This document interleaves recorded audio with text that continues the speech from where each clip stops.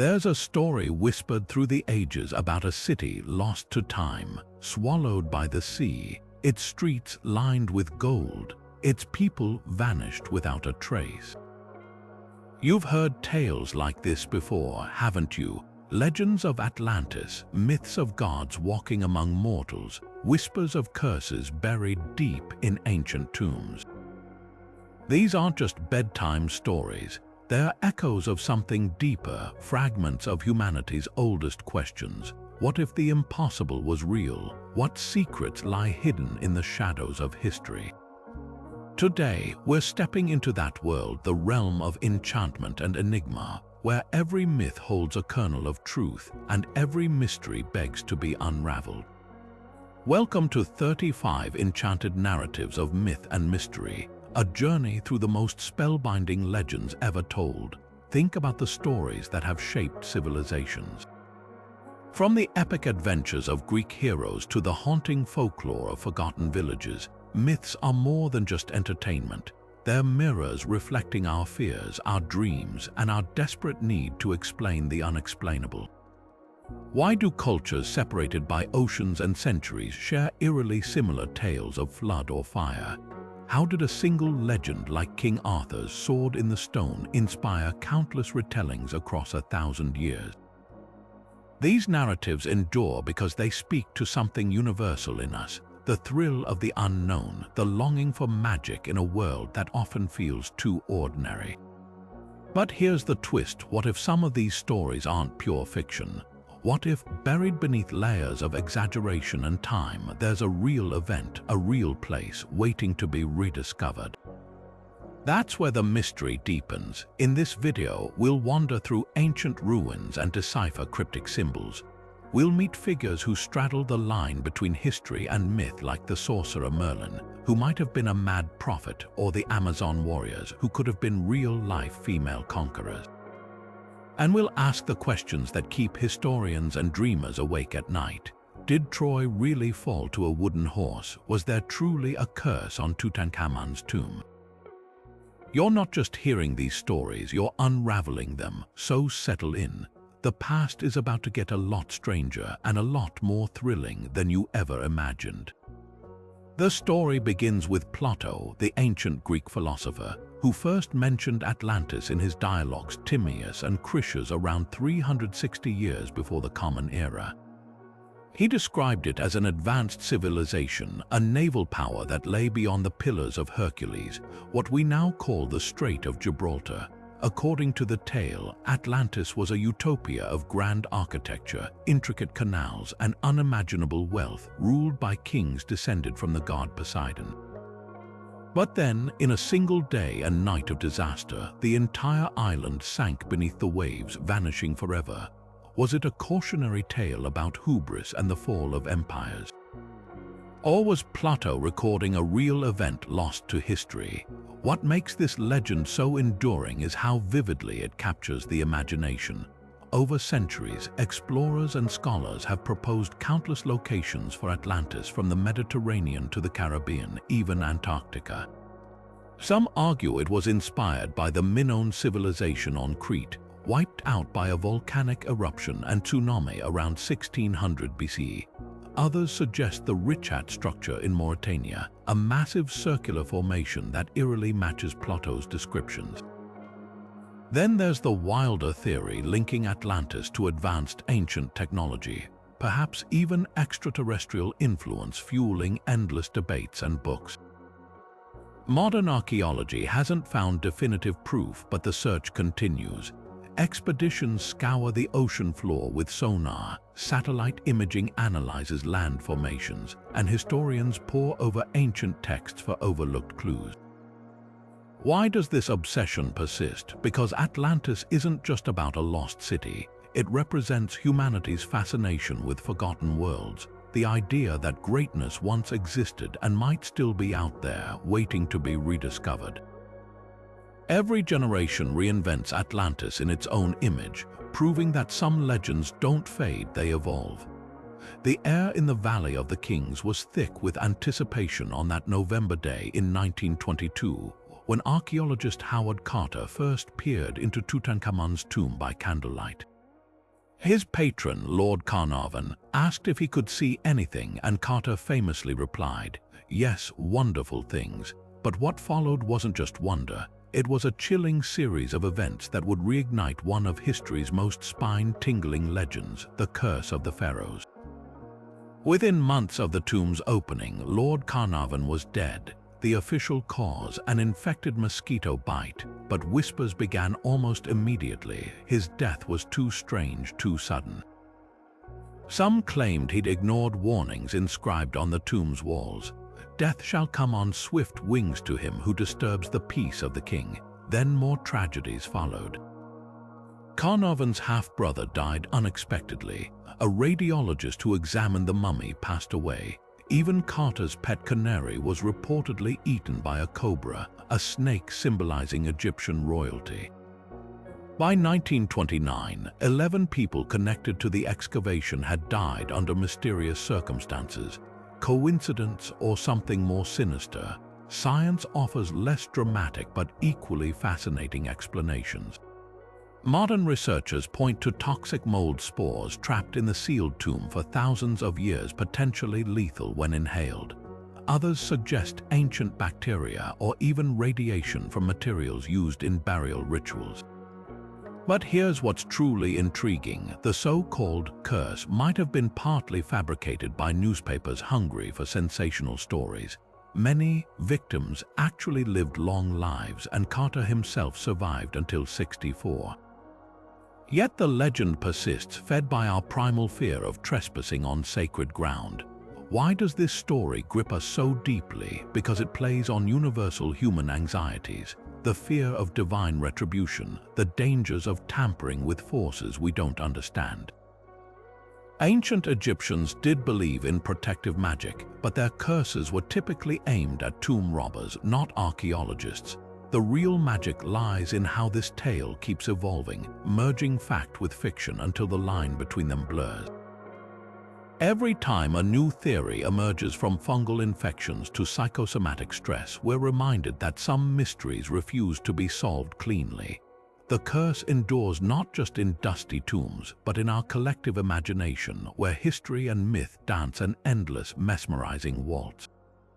And perhaps that's the true power of Tutankhamun's legacy. His golden treasures dazzle museums, but it's the unanswered questions that truly captivate us.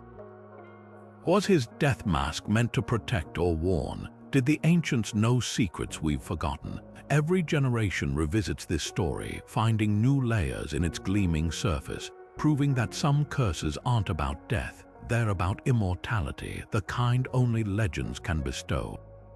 The legend of King Arthur begins not in the misty hills of medieval England, but in the chaotic aftermath of Rome's retreat from Britain.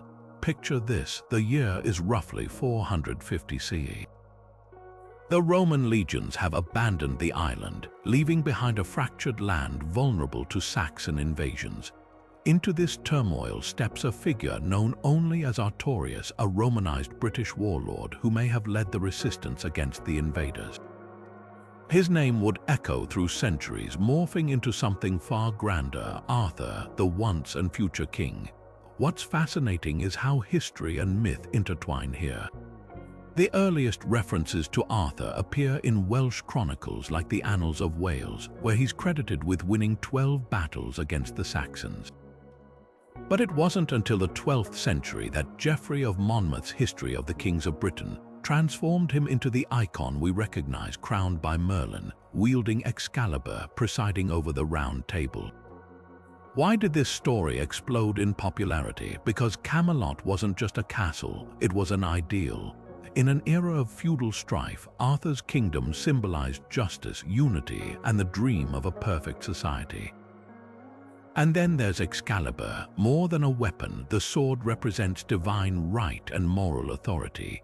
In some versions, it's pulled from a stone to prove Arthur's worthiness.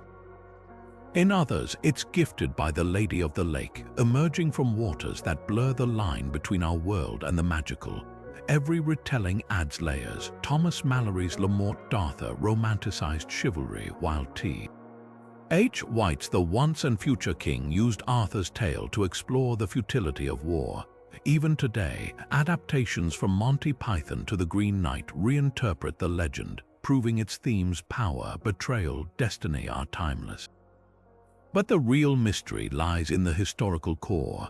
Archaeologists have searched for Camelot in places like Cadbury Castle, a fortified hill with Arthurian-era artifacts.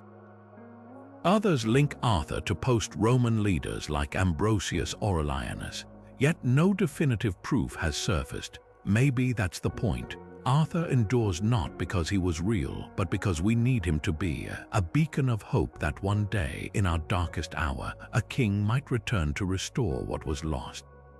The Bermuda Triangle has long been a black hole of speculation, a stretch of ocean between Miami, Puerto Rico, and Bermuda where ships and planes vanish without a trace, leaving behind only questions and eerie legends.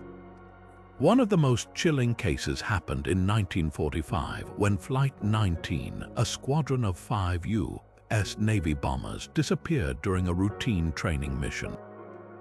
The pilot's final radio transmissions crackled with confusion, compasses spinning wildly, the horizon swallowed by unnatural haze. A rescue plane sent to find them also vanished. No wreckage, no bodies, just silence. Science offers explanations, though none as thrilling as the myths. Methane gas leaking from the ocean floor could bubble up in massive pockets, reducing water density so suddenly that ships lose buoyancy and sink without warning. Others point to magnetic anomalies in the region, throwing compasses off course and disorienting pilots. Even rogue waves, walls of water reaching 90 feet, might explain some disappearances. Yet skeptics argue the triangle's reputation is exaggerated. The U.S. Coast Guard maintains that the area sees no more incidents than other heavily trafficked shipping lanes. So why does the legend cling so stubbornly? Because it taps into something primal, the fear of the unknown, the idea that the modern world's rules don't apply here. The triangle became a cultural phenomenon in the 1970s, fueled by books and documentaries framing it as a supernatural vortex. Even today, every new disappearance reignites the debate, proving that some mysteries are too seductive to dissolve in the face of facts. But here's the twist: the real story isn't about ghosts or aliens. It's about how humans confront the unexplainable. We invent patterns where there are none, stitching chaos into narrative. The Bermuda Triangle endures not because it defies logic, but because it reminds us that the ocean, like history, still holds secrets we can't yet unravel. And perhaps that's the most haunting truth of all. The idea of a magical spring that reverses aging is one of humanity's oldest obsessions, a dream carved into legend long before Ponce de Leon ever set sail. But the story we think we know is tangled in half-truths and exaggerations. The Spanish conquistador didn't actually scour Florida for the Fountain of Youth. That myth was spun decades after his death, woven by historians embellishing his quest for gold and land. Yet the tale stuck because it spoke to something deeper, our terror of time's relentless march and the desperate hope that somewhere, somehow, nature might offer an escape. Long before Europeans crossed the Atlantic, cultures worldwide whispered of immortality's elixir. The ancient Greeks wrote of the Garden of the Hesperides, where golden apples granted eternal life. Chinese alchemists brewed mercury-laden potions for emperors craving eternity. Even the Bible's Genesis hints at Eden's rivers nourishing everlasting vitality.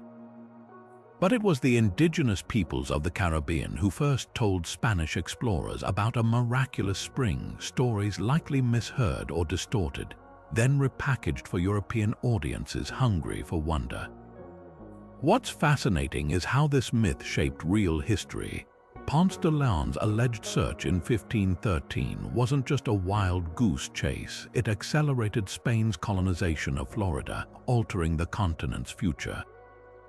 Centuries later, charlatans like the self-proclaimed Dr. John Brinkley peddled bogus rejuvenation treatments, injecting wealthy clients with goat glands in the 1920s. Today, Silicon Valley billionaires fund research into blood transfusions from young donors, while cosmetics companies sell creams with names like Youth Dew. The fountain never existed, yet its promise still fuels industries worth billions. Literature, too, has drunk deeply from this well.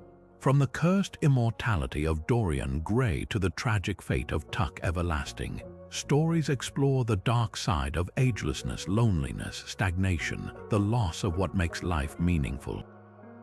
Even superhero sagas like Black Panther riff on the theme, with vibranium-powered healing properties echoing the legend. The fountain endures not because we believe in it, but because it forces us to ask, would eternal youth truly be a gift? Or a curse dressed in gold? Perhaps the real magic lies in the myth's refusal to die. Every generation reinvents the fountain to mirror its anxieties, from colonial greed to modern biohacking. It's a mirror held up to our deepest fears, proving that some quests aren't about finding answers, but about the longing that keeps us searching. In the summer of 1590, a ship carrying English supplies and reinforcements arrived at Roanoke Island off the coast of what's now North Carolina. The settlement should have been bustling with over 100 colonists, men, women, and children who had been left there 3 years earlier. But instead, the newcomers found an eerie silence. The houses had been carefully dismantled, not destroyed. The only trace of the missing settlers was a single word carved into a wooden post, Croatoan. No bodies, no signs of struggle, just an entire community vanished into thin air, leaving behind one of history's most haunting riddles. The Croatoan clue seems like it should unlock the mystery.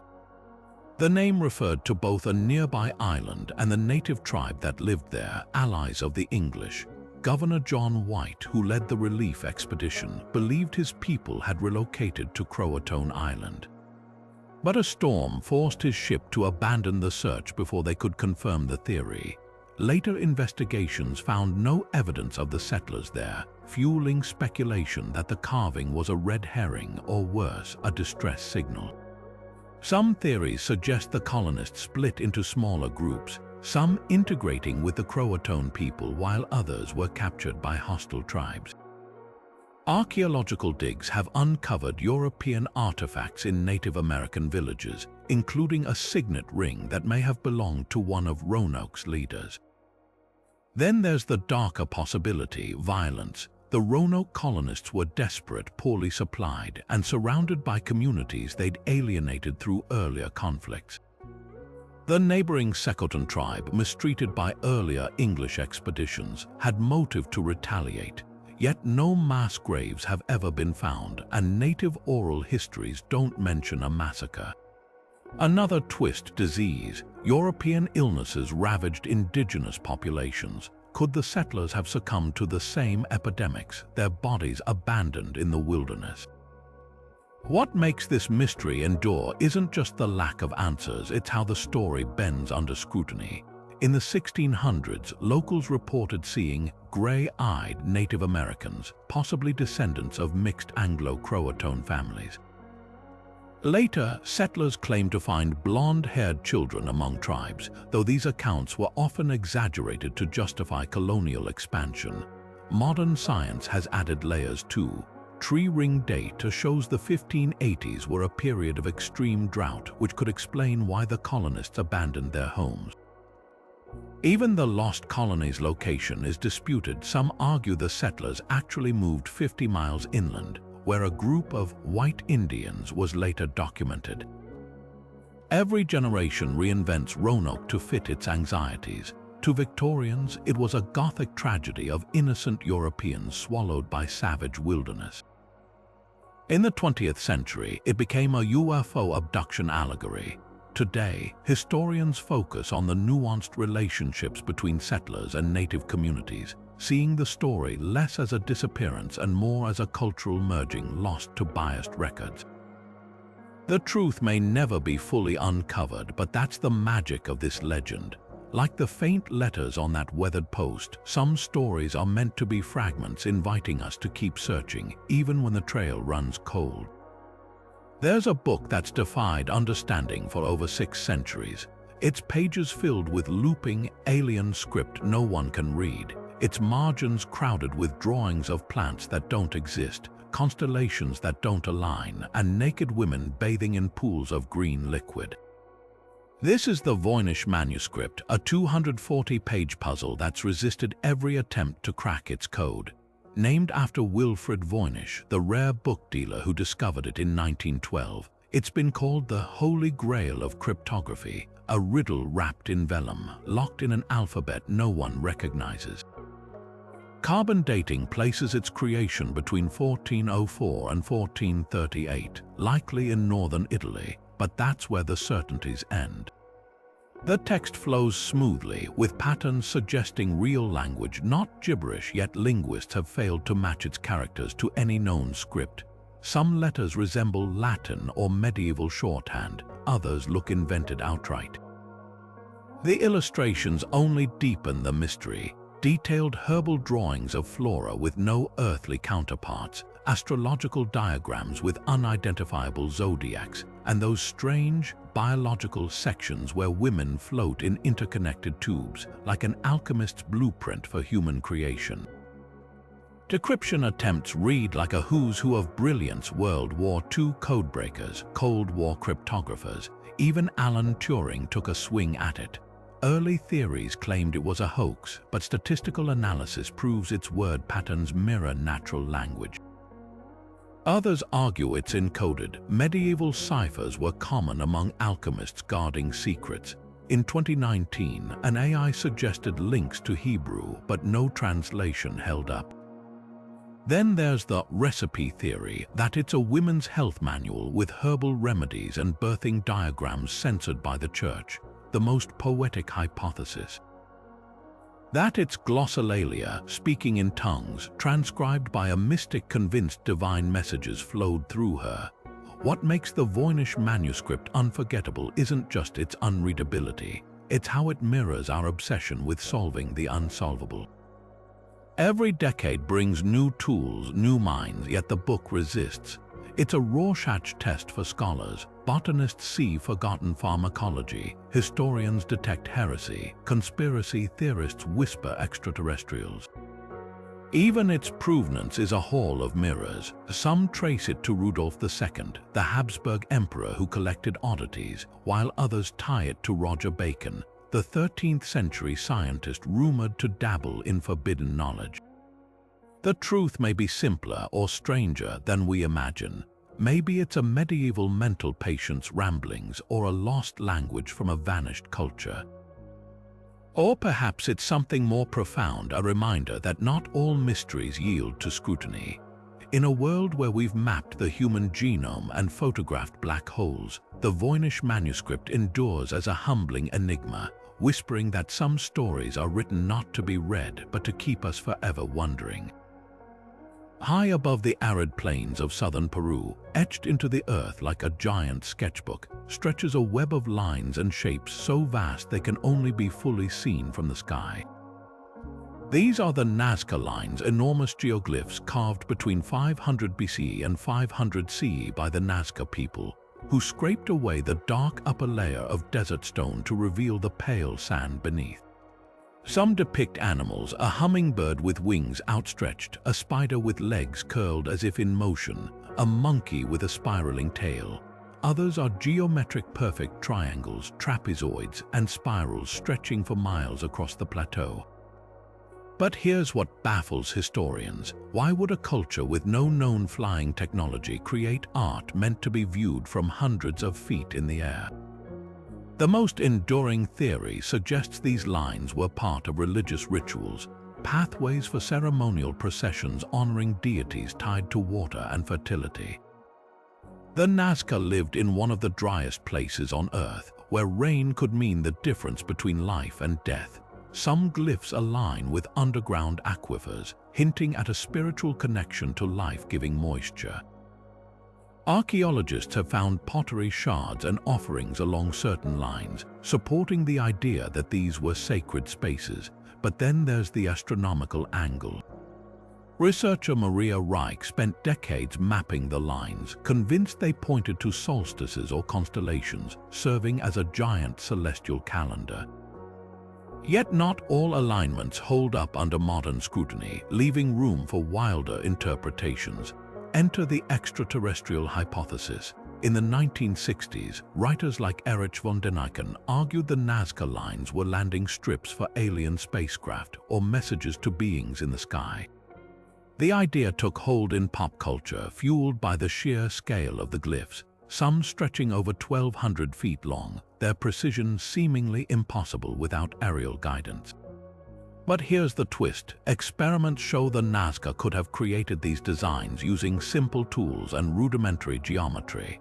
Wooden stakes found at the site suggest they scaled up small sketches using grids and ropes, proving human ingenuity doesn't need otherworldly explanations.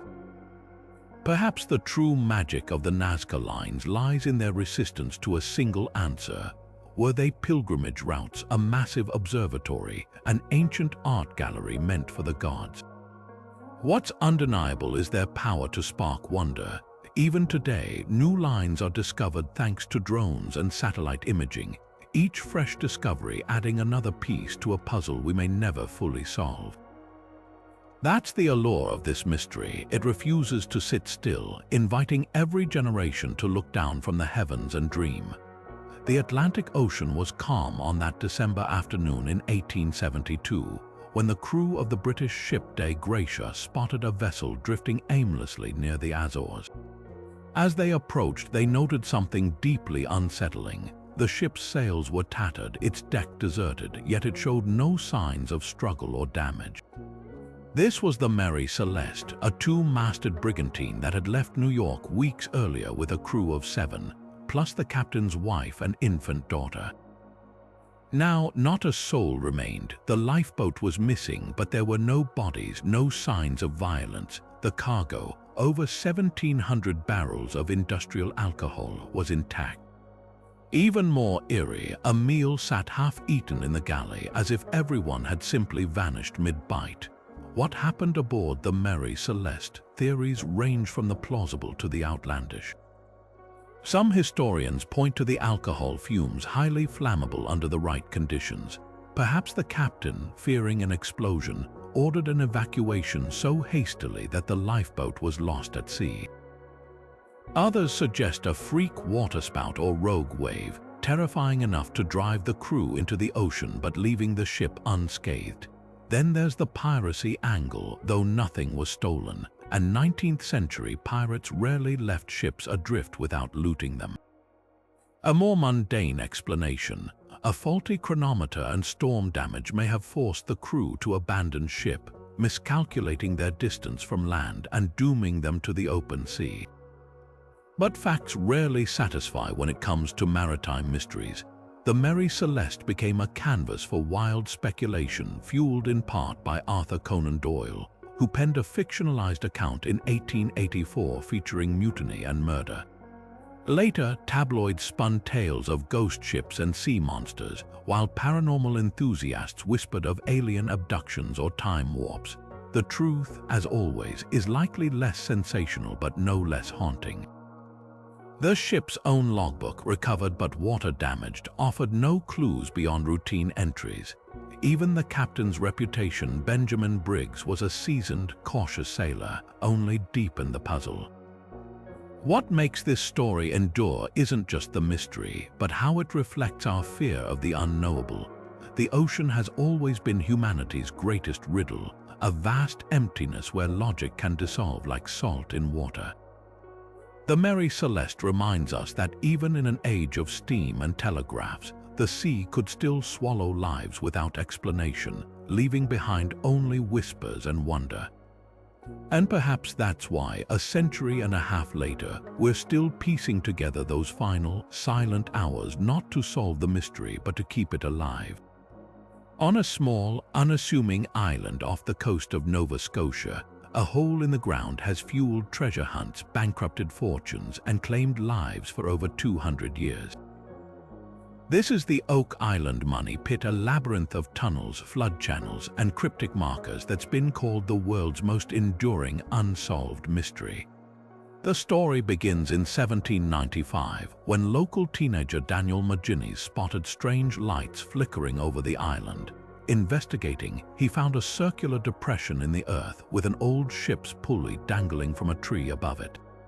Digging down, he uncovered layers of logs spaced every 10 feet, flagstones inscribed with odd symbols, and even coconut fibers, a material utterly out of place in the frigid North Atlantic. What makes the money pit so magnetic isn't just what's been found, but what's believed to lie beneath. Theories spiral from plausible to fantastical. Some argue it's the hiding place of Captain Kidd's pirate gold, while others insist it's Templar treasure smuggled out of Europe before the Order's downfall. In the 1960s, a fragment of parchment with the letters VI was unearthed, sparking rumors of Shakespearean manuscripts or even the lost Ark of the Covenant. Then there's the infamous curse. Legend claims 7 men must die before the pit yields its secrets. Tragically, 6 have perished so far, including one explorer who suffocated in a tunnel collapse in 1965. Modern technology has only deepened the enigma. Sonar scans reveal vast, man-made caverns beneath the island, while dye tests prove the tunnels flood with seawater through an intricate system of booby traps. In 2014, a reality TV show drilled deep into the pit, retrieving a 17th-century Spanish coin and a scrap of pre-Columbian metalwork. Yet skeptics counter that much of the evidence could be debris from centuries of chaotic excavations, or worse, planted hoaxes to lure investors. Why does this hunt persist generation after generation, despite the ruinous cost and lack of proof? Because Oak Island isn't just about treasure, it's about the intoxicating idea that history's greatest secrets might still lie within our grasp, waiting for one lucky strike. Every new artifact, every fresh theory keeps the dream alive, and perhaps that's the real treasure, not gold or jewels, but the stubborn human hope that somewhere just out of reach, the extraordinary is real. The pit's latest chapter is unfolding right now, with teams using ground-penetrating radar and submersibles to probe deeper than ever before. Whether they'll find a trove or another dead end hardly matters. The mystery has already outlived centuries, and it shows no sign of surrender. Some legends don't need resolution to endure. They thrive in the chase, the what-if, the tantalizing space between fact and folklore, and that's where Oak Island reigns supreme. The first sighting struck like a lightning bolt on a clear night, November 15, 1966, near the abandoned West Virginia munitions factory known as the Tinty area. 2 young couples driving past the shadowy ruins swore they saw it. A 7-foot-tall figure with massive wings folded behind its back, glowing red eyes that burned like embers in the dark, and a chilling absence of a discernible head. When it spread its wings and pursued their car at speeds topping 100 miles an hour, they fled to the local sheriff, convinced they'd encountered something not of this world. Within days, more reports poured in. A mechanic watching the creature perch on a roof, a farmer spotting it looming in his headlights, even pilots describing an unidentifiable flying shape shadowing their planes. The media dubbed it the Mothman, and a legend was born. But what turns this from eerie folklore into something far stranger is what happened next. Exactly 13 months after the first sighting, on December 15, 1967, the Silver Bridge, a vital Ohio River crossing packed with rush-hour traffic, collapsed without warning, sending 46 cars plunging into icy waters. 46 lives lost. Survivors described hearing a loud bang before the structure crumbled, later attributed to a single failed eye-bar in the suspension chain. Yet for those who remembered the Mothman reports, the tragedy felt connected. Witnesses claimed the creature had been seen circling the bridge in the days before the disaster, as if sounding an alarm no one heeded. Skeptics dismissed the Mothman as misidentified sandhill cranes, large birds with reddish markings around their eyes, or mass hysteria fueled by Cold War anxieties. After all, Point Pleasant, West Virginia, was a town steeped in tension, its economy faltering, its riverside tinty plant a haunting relic of wartime industry. Yet the consistency of descriptions chills even the most rational minds. multiple witnesses, many with no prior belief in the supernatural, reported the same impossible details: those piercing eyes, the uncanny speed, an overwhelming sense of dread in its presence. Some even insist the Mothman wasn't hostile, just a silent watcher, a harbinger trying to warn rather than harm. The legend's grip on pop culture only tightens with time. John Keel's 1975 book, The Mothman Prophecies, wove the sightings into a tapestry of UFO encounters and government cover-ups, later adapted into a Hollywood film starring Richard Gere. Modern paranormal investigators still flock to Point Pleasant's annual Mothman Festival, where the creature is celebrated as both omen and icon. A gleaming silver statue of the winged Enigma now stands downtown, its eyes glowing crimson at night, a permanent monument to the unknown. Perhaps what lingers most isn't the question of whether the Mothman was real, but why this story resonates so deeply. It taps into an ancient human instinct, the idea that nature sometimes sends messengers, whether angels, omens, or monsters, to herald turning points we're too blind to see. The Silver Bridge's replacement stands sturdy today, but in the whispers of Point Pleasant's riverside, the past remains alive.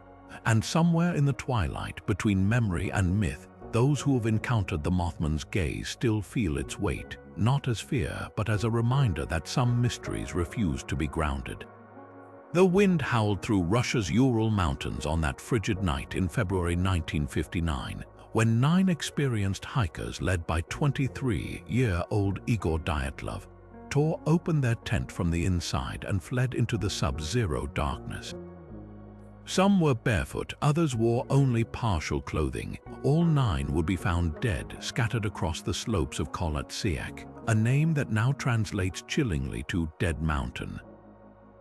The official cause was listed vaguely as a compelling natural force, but the details defied logic. Fractured skulls, missing tongues, eyes gouged out, even traces of radiation on their clothes.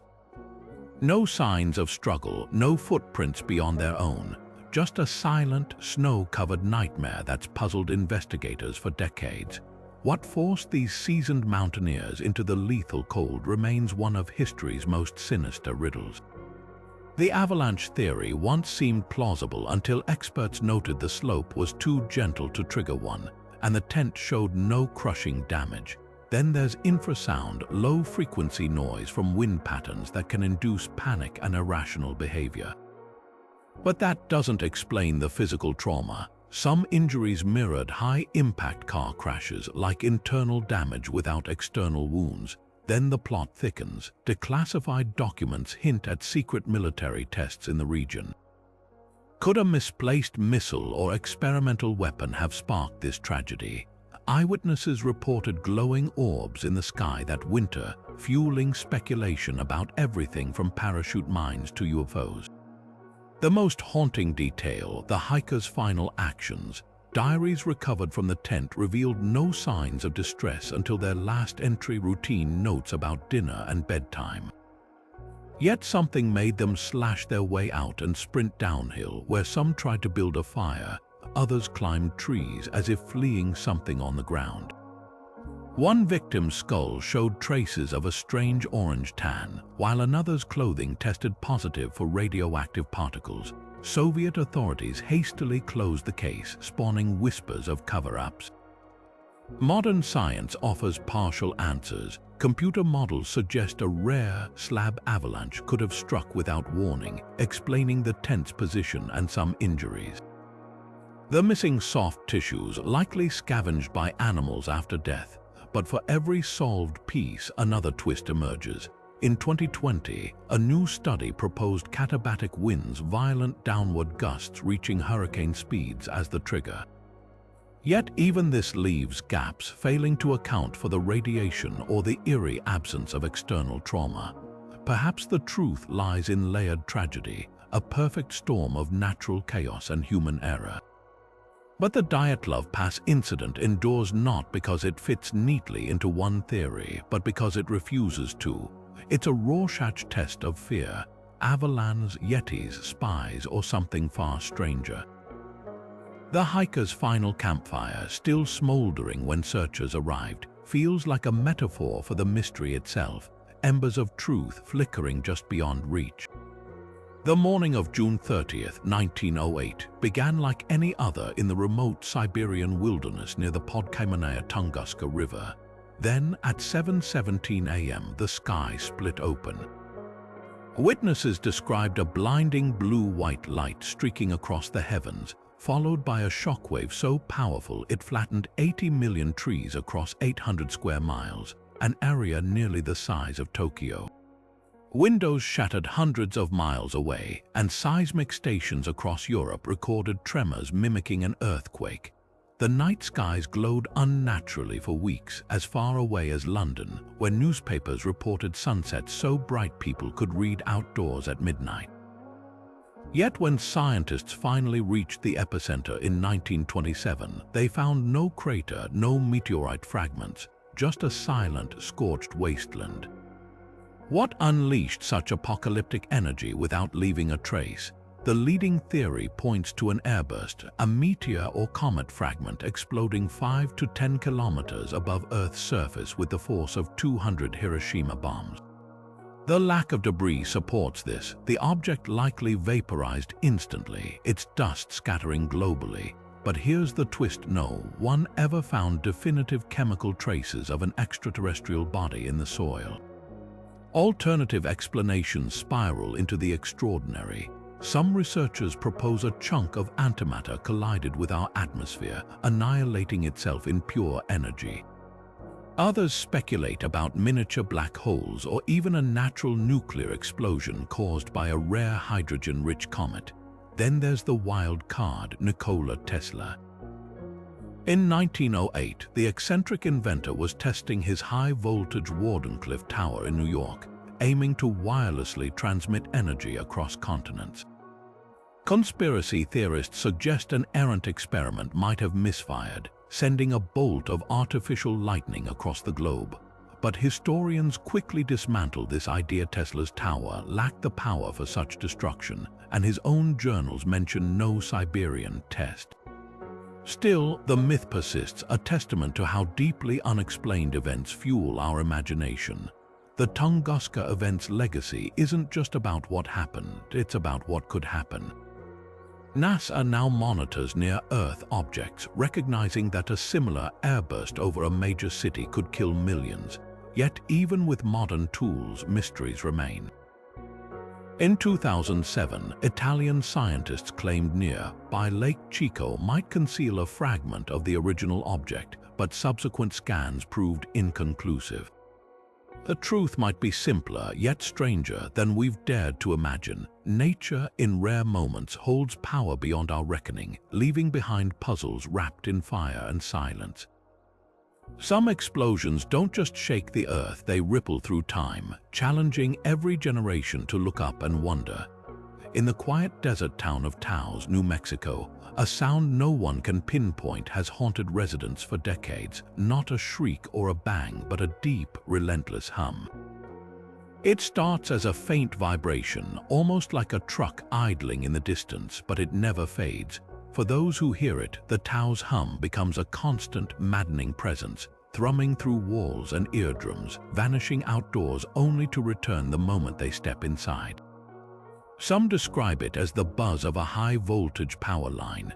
Others insist it pulses like a diesel engine underwater. But here's the catch: no one can prove where it's coming from. Microphones don't pick it up, scientists can't trace its source. It's a ghost in the machine of everyday life, heard by only 2% of the population. Yet those who do hear it often can't unhear it, no matter how far they flee. The first documented reports surfaced in the early 1990s, when a cluster of Taos residents independently complained to local authorities about the noise. Investigations followed, led by teams from Los Alamos National Laboratory and even the University of New Mexico. They swept the area with sensitive audio equipment, measured electromagnetic fields, and checked for seismic activity. The result: silence. No physical evidence of the hum existed outside the witnesses' own perceptions. This split the scientific community into two camps: those who believed the hum was a real, albeit elusive, acoustic phenomenon, and those who argued it was purely psychological, a form of auditory pareidolia where the brain misinterprets random noise as something patterned and significant. But Taos isn't alone. Similar hums have tormented people from Bristol, England to Bondi, Australia. In Kokomo, Indiana, an industrial fan was eventually blamed for their version, though some residents still disputed the explanation. On Canada's Windsor hum, theories range from steel mills to secret military operations. What ties these cases together is their eerie selectivity. Why do some people hear it while their neighbors, sitting in the same room, hear nothing? One theory points to the brain's thalamus, which filters sensory input. Perhaps humming victims have a glitch in this neural gatekeeper, causing them to perceive low-frequency sounds others unconsciously ignore. Others suggest tinnitus, but most sufferers describe their hum as external, not internal. Then there's the wild card, infrasound. These sound waves, pitched below 20 Hz, the threshold of human hearing, can still be felt as vibrations, creating unease or even dread. Infrasound occurs naturally in ocean storms and earthquakes, but it's also emitted by industrial machinery. Could Taos's hum be the product of some distant factory or secret government project, its sound waves bending oddly through the desert atmosphere? Or is it something older, tied to the land itself? Taos sits on ancestral Pueblo territory, where oral traditions speak of spirits in the wind. Modern skeptics scoff, yet it's hard to ignore how many hum hotspots overlap with geological fault lines, as if the Earth itself is groaning. The Taos hum resists easy answers because it lives at the intersection of physics and psychology, a riddle that changes shape depending on who's listening.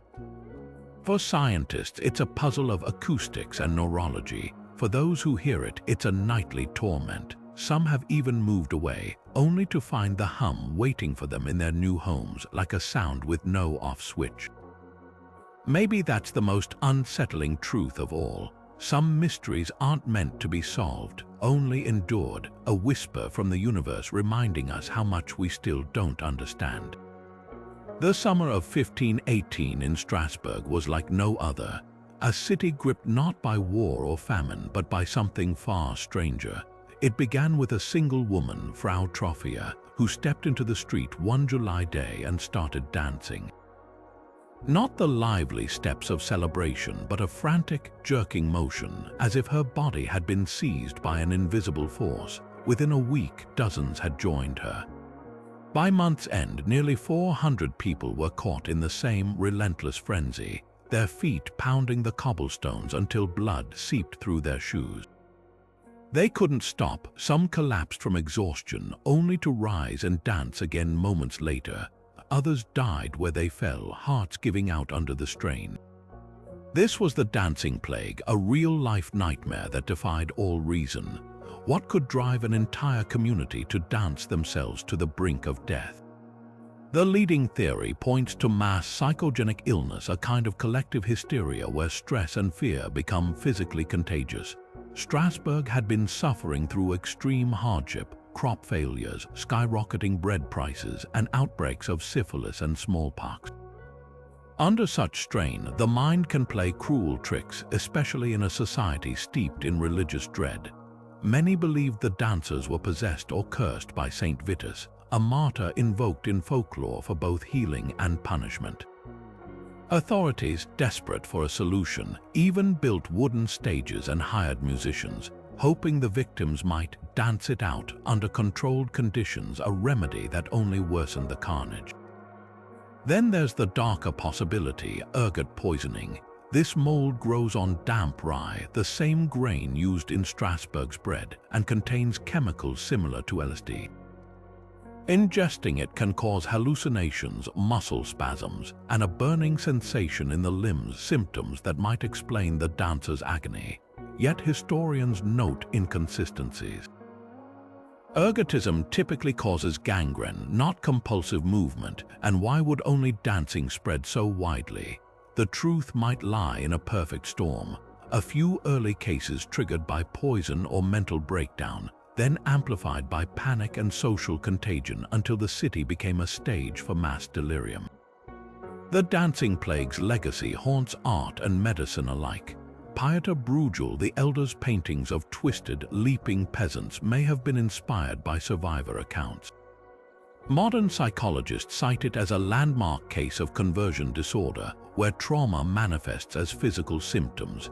Even today, echoes of the phenomenon appear, from tango epidemics in early 20th century Paris to the jumping Frenchmen of Maine, a neurological disorder causing exaggerated startle reflexes. But Strasbourg's nightmare stands apart in its sheer scale and horror. Perhaps what unsettles us most isn't the mystery of why it happened, but how easily it could happen again. In an age of viral social media challenges and mass psychosomatic illnesses, the line between individual and collective madness feels thinner than ever. The dancers of 1518 left no diaries, only footprints worn into history. Their story endures as a warning. The human mind, when pushed to its limits, is capable of horrors beyond any supernatural curse. The villagers of Woolpit must have rubbed their eyes in disbelief that day in the 12th century when two children stumbled out of the nearby wolf pits, their skin tinged an otherworldly green, their clothes woven from unknown fabric, and their speech utterly incomprehensible. According to chroniclers Ralph of Coggeshall and William of Newburgh, the brother and sister spoke no English, refused all food for days until they were offered raw beans, and claimed to come from a twilight land called St. Martin's, where the sun never rose and all inhabitants shared their eerie hue. The boy eventually sickened and died, but the girl survived, learned English, and integrated into society, her skin gradually fading to a normal color as she adopted a local diet. By the time she could tell her story, the mystery only deepened.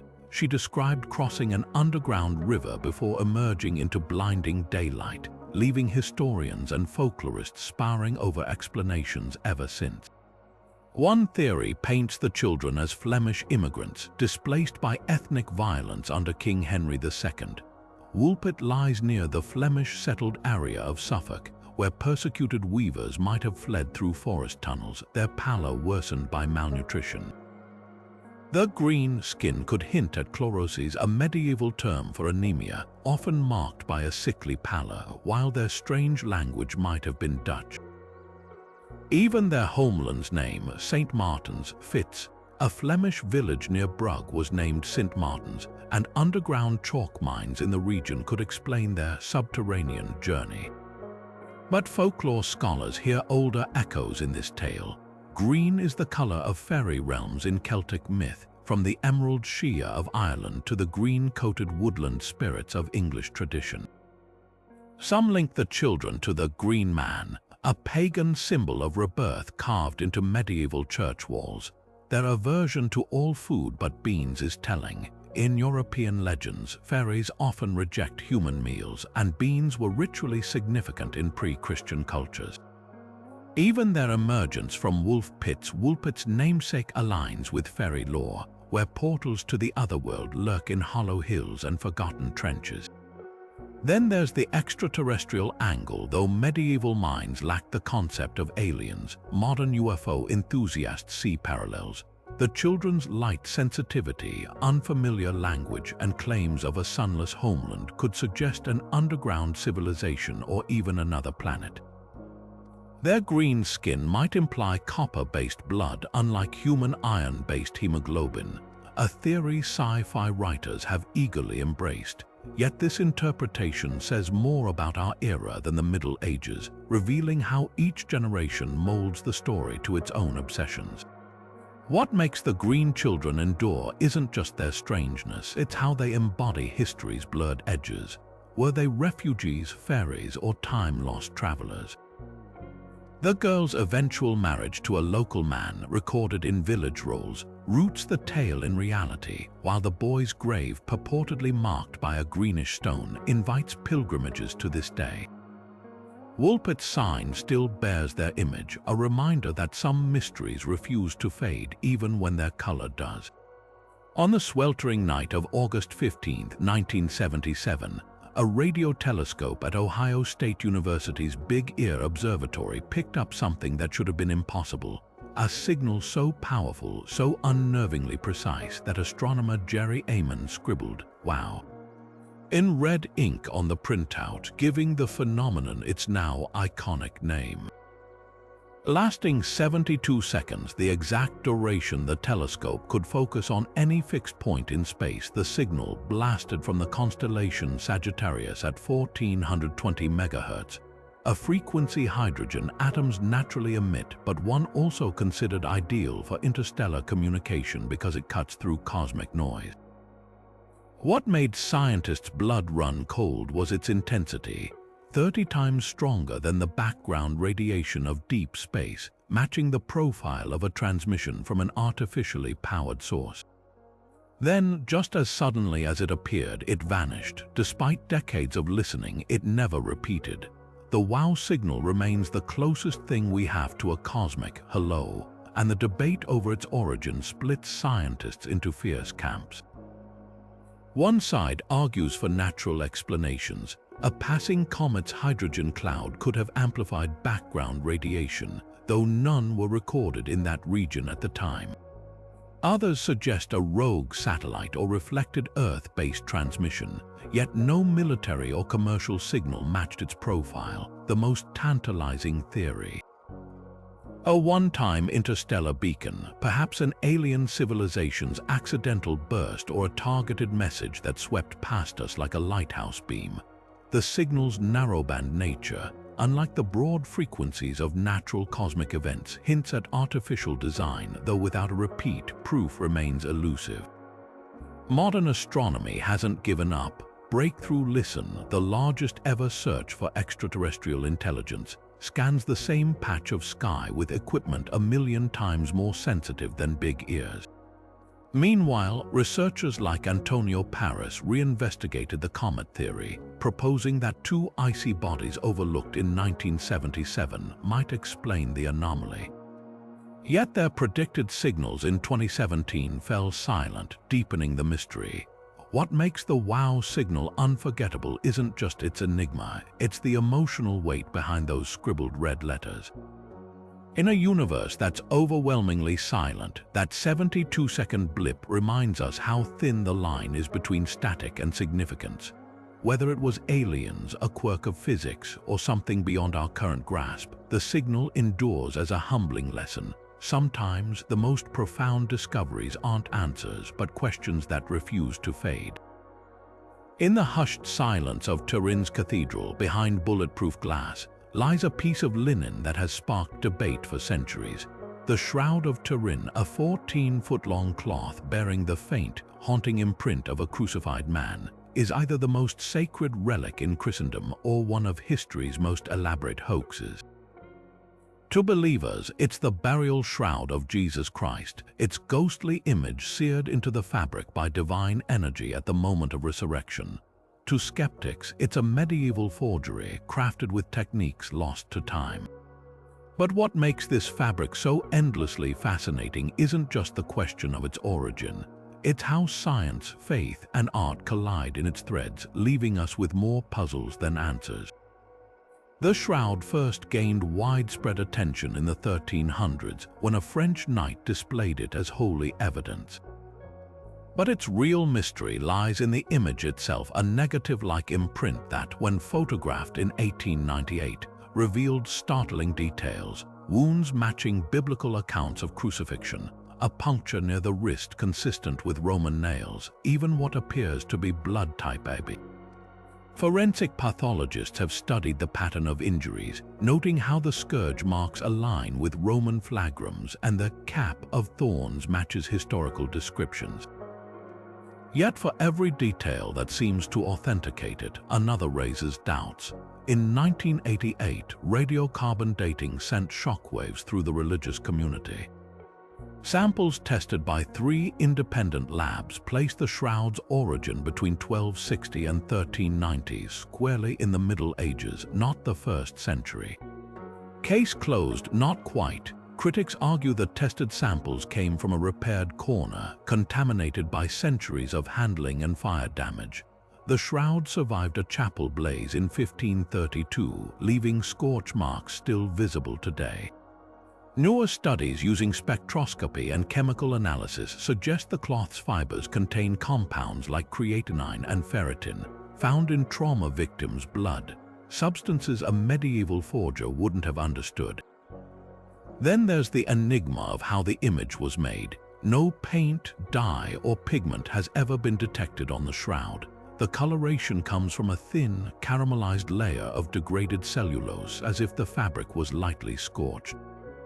Some propose it's the result of a Maillard reaction, like browning bread, triggered by a burst of energy.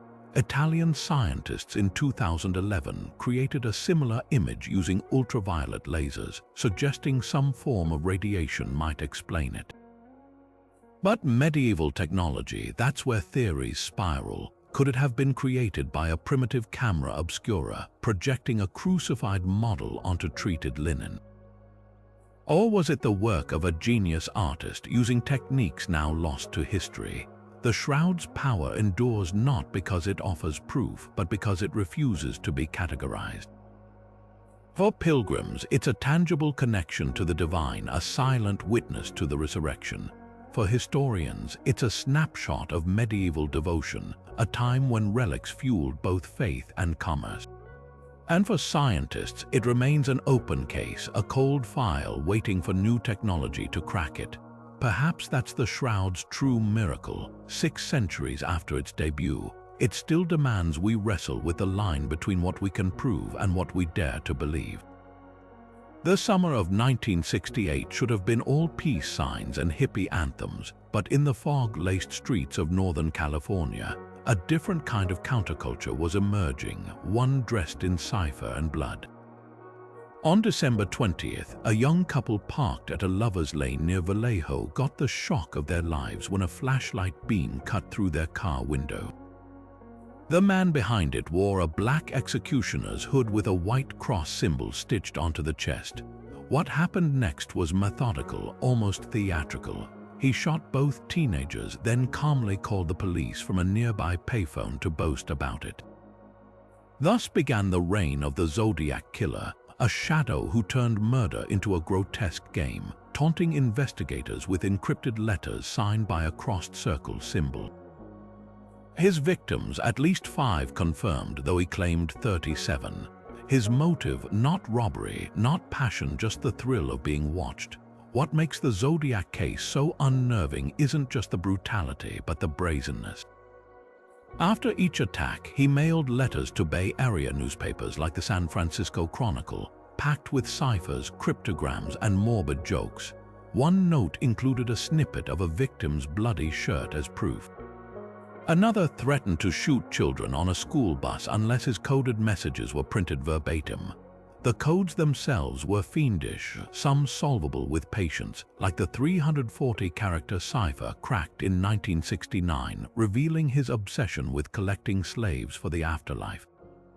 Others, like the 340-character Zodiac Killer cipher, remained unbroken for 51 years until a team of amateur cryptographers finally cracked it in 2020, only to find it was another narcissistic rant, not a confession. Suspects piled up over decades, but none stuck. Arthur Lee Allen, a former schoolteacher with a Zodiac brand watch and a criminal record, was the prime candidate. Neighbors reported him cleaning guns the night of one murder, and he matched the only surviving eyewitness sketch. Yet his handwriting didn't align with the letters, and DNA evidence later excluded him. Others theorized it was Ted Kaczynski, the Unabomber, who lived nearby during the killings. Both men shared a hatred of modernity and a flair for cryptic manifestos. Then there's the Hollywood twist. Director David Fincher's 2007 film Zodiac reignited interest, suggesting a lesser-known suspect named Rick Marshall, though proof remains circumstantial. Pop culture has feasted on the Zodiac's mystique like carrion.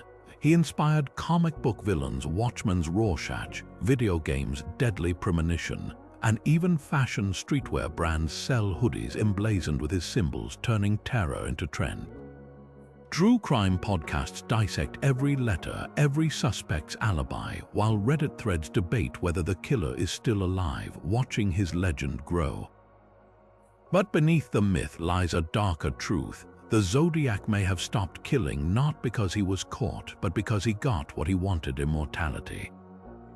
His last confirmed letter arrived in 1974, boasting that police would never find him because he looked like any ordinary man, and he was right. The case remains open, the ciphers mostly solved yet yielding no names, the evidence aging into relics. For all our advances in forensic science, some shadows refuse to be dragged into the light. The Zodiac didn't just murder victims, he hijacked an era's psyche, proving that fear, when wrapped in a riddle, never really dies. The Voynich Manuscript refuses to surrender its secrets quietly, even as 21st century technology throws its brightest lights at the puzzle. In 2019, a team of Canadian researchers made headlines when they trained an artificial intelligence algorithm on the text, hoping machine learning might spot patterns human eyes had missed.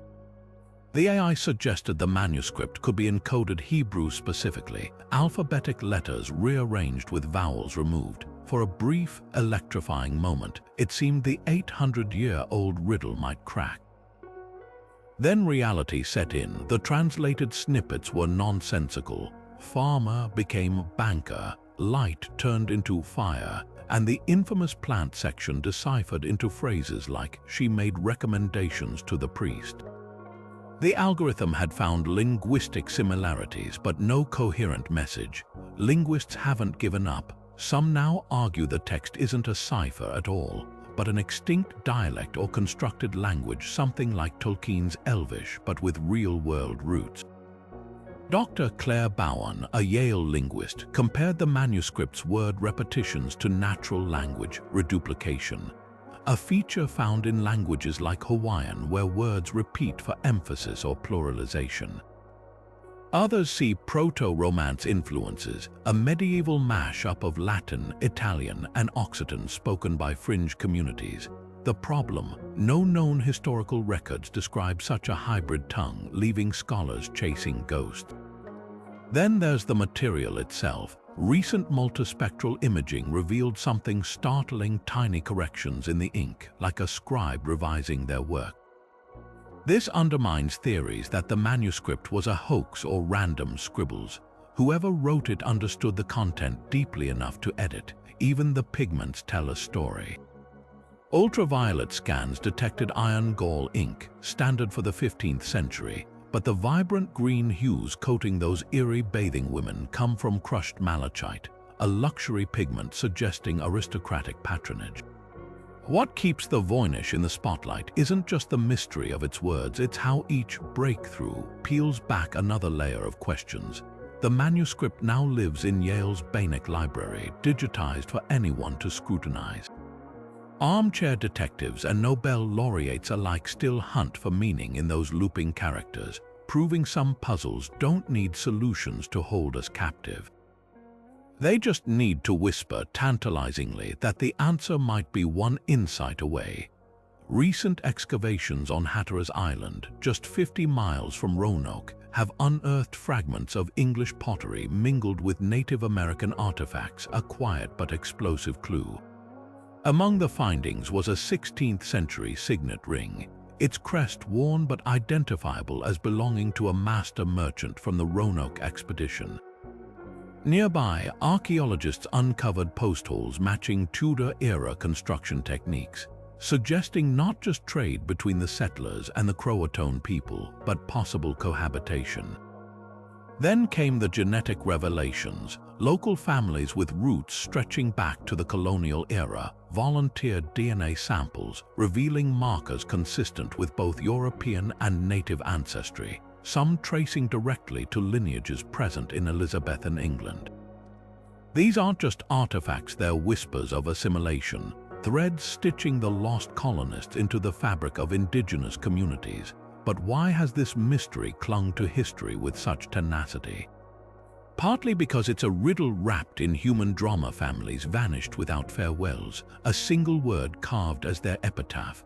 The word Croatoan wasn't arbitrary.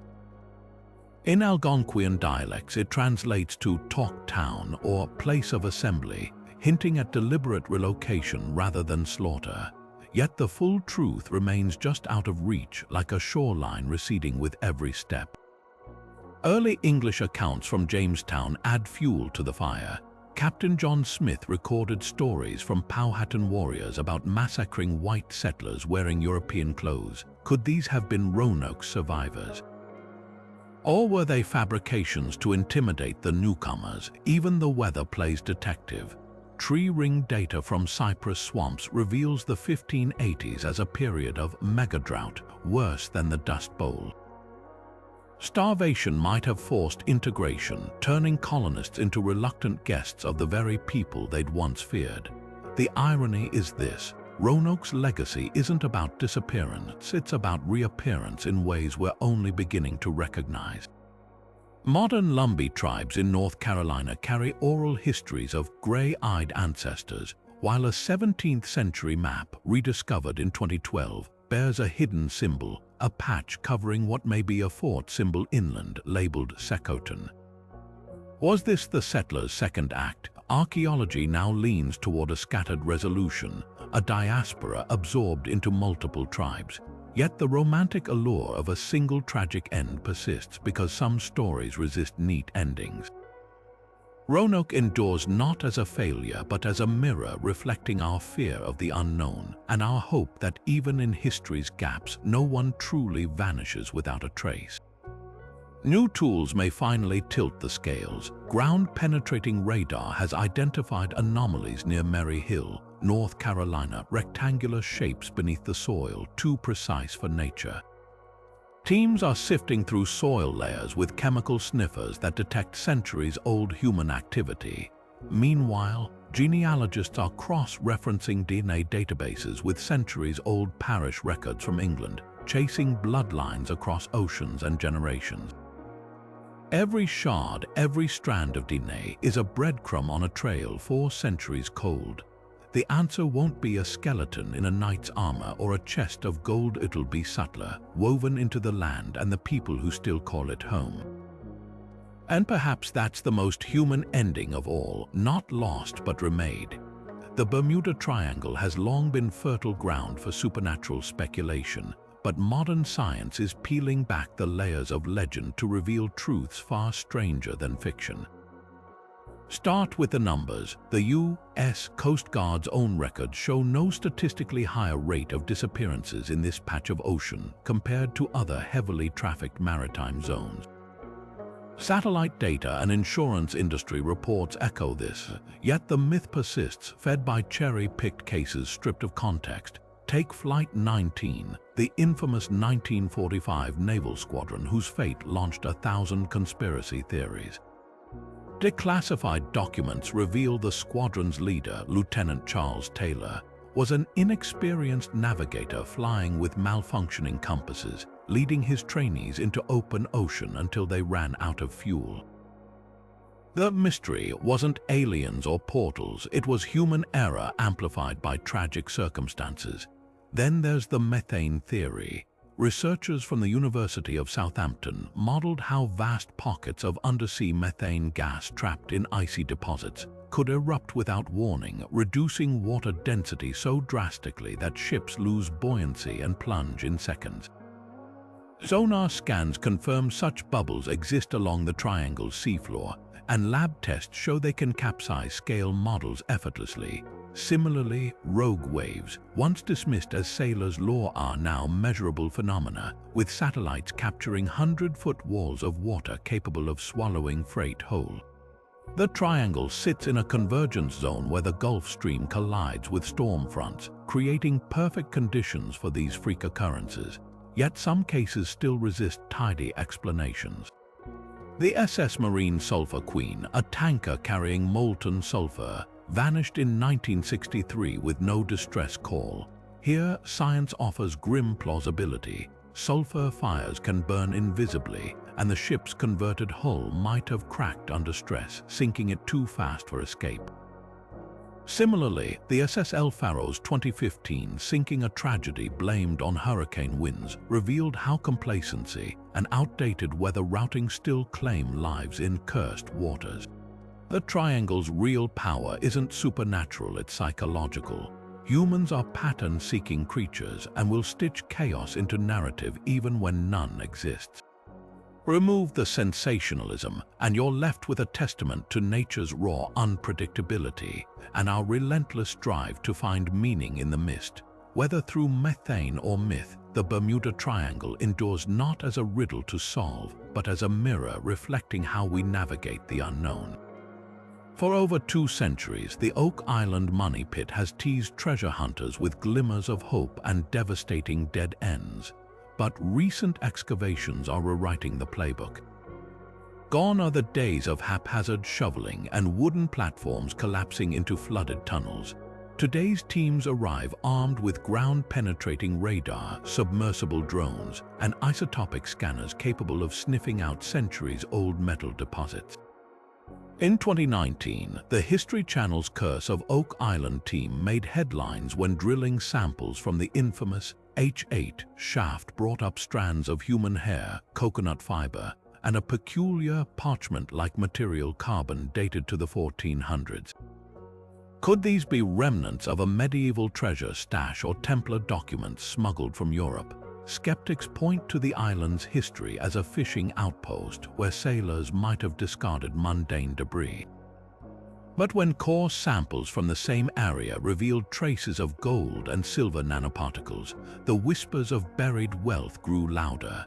The real game changer arrived in 2021 with seismic tomography, a technology adapted from oil exploration. By mapping density variations underground, researchers identified a massive, man-made void 90 feet beneath the original pit, flanked by what appear to be horizontal tunnels feeding into it. These findings align eerily with 19th century accounts of a flood tunnel system designed to swamp intruders with seawater. Divers equipped with LiDAR scanners later confirmed the tunnel's existence, tracing them to nearby Smith's Cove, where an elaborate stone pathway and coconut fiber filtration system suggest pre-colonial engineering. The coconuts alone are a smoking gun native to the tropics. They imply contact with far-flung traders long before European settlers arrived. Then there's the metal detection anomaly found in the swamp area in 2022. A magnetometer pinged on a 10-foot-long rectangular object buried in the muck, its density consistent with a chest or strongbox. Excavation attempts stalled when the swamp refilled overnight, but not before a corroded 17th century Spanish Maravdi coin surfaced nearby. Treasure hunters speculated spillage from a larger haul, perhaps pirate loot or Spanish Armada salvage. Archaeologists urge caution, noting similar coins circulated widely in colonial trade. But the timing raises eyebrows. The coin's mint date coincides with the infamous Captain Kidd's execution in 1701, a man who allegedly whispered of treasure buried where no man can find it before his hanging. Critics argue the money pit's legacy is one of confirmation bias. Every artifact gets twisted to fit the treasure narrative. They highlight the lack of definitive proof despite millions spent, and the island's role as a geological oddity where natural fractures resemble tunnels. Yet even skeptics can't dismiss the human drama.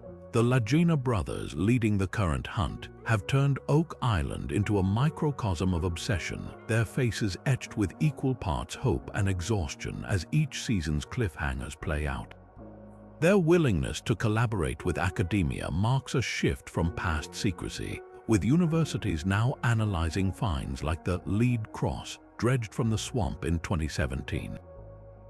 Its alloy composition matches medieval European relics, though whether it's a Templar marker or a settler's lost trinket remains hotly debated.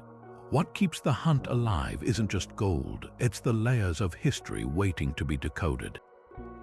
The latest theory, floated by historian Zena Halpern before her death, posits that Oak Island was a Renaissance-era time capsule, designed to preserve heretical knowledge. Think Templar scrolls or Baconian manuscripts using hydrological safeguards. This would explain the intricate water traps and lack of obvious treasure. The real value might lie in information, not bullion. As drilling resumes in the garden shaft, a new, bone-dry tunnel bypassing the flood system, the island seems to taunt its pursuers. Will this finally be the breakthrough, or just another teaser in a saga that thrives on suspense? One truth endures: Oak Island doesn't give up its secrets easily. It lets you dig just deep enough to believe they're within reach before the earth swallows the trail once more. In 2019, Russian authorities finally unsealed documents that had been gathering dust for decades, files tied to the Dyatlov Pass investigation. What they revealed wasn't a smoking gun, but something just as tantalizing: evidence of secret military exercises in the region during that fateful winter of 1959. Declassified maps showed missile test zones overlapping the hikers' route, while weather logs noted unusual atmospheric conditions, exactly the kind of disturbances that occur during high-altitude detonations. One document even referenced an unplanned incident requiring cleanup crews near Zodiac. Could this explain the radiation traces on the victims' clothing? Then there's the parachute mine theory. Soviet archives confirm the military was testing these devices, explosives designed to detonate mid-air, showering the ground with devastating shockwaves. Witnesses in nearby villages reported strange lights and booms that February, later dismissed as meteor activity, but the physics aligns eerily with the hikers' injuries. A low-flying parachute mine could generate infrasound waves strong enough to trigger panic and internal trauma without leaving external wounds, the missing tongues and eyes. Scavenging birds drawn by the carnage hours before searchers arrived, yet the files raise as many questions as they answer. Why were diary entries from the hikers' final days heavily redacted even now?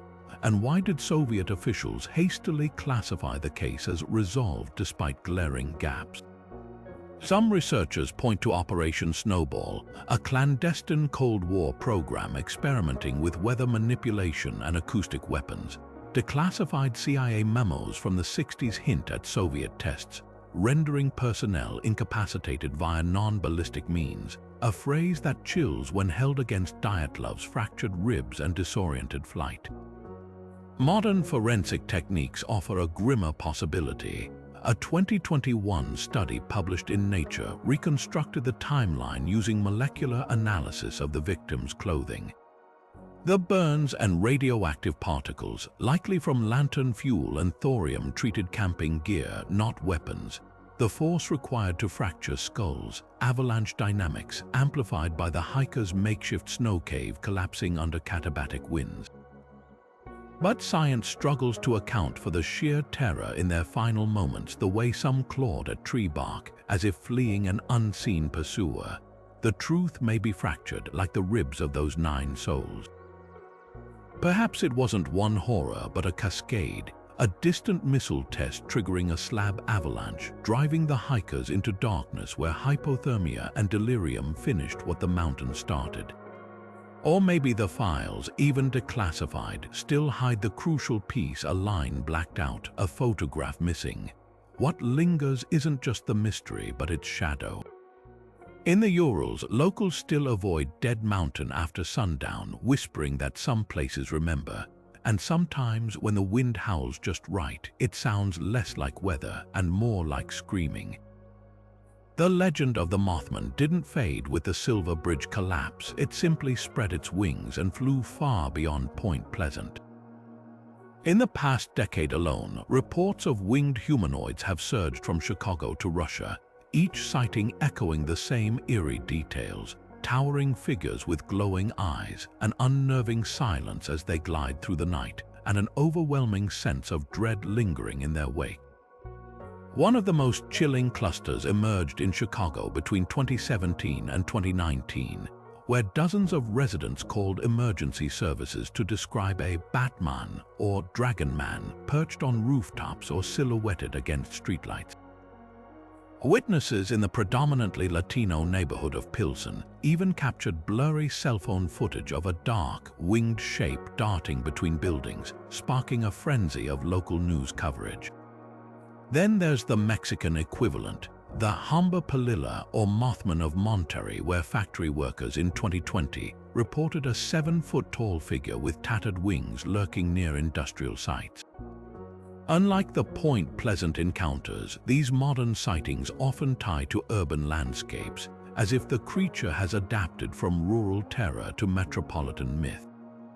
Cryptozoologists theorize these beings could be a subspecies of undiscovered raptors, pointing to the giant teratorn, a prehistoric bird with a 20-foot wingspan. But that doesn't explain the glowing eyes or the absence of feathers in most accounts.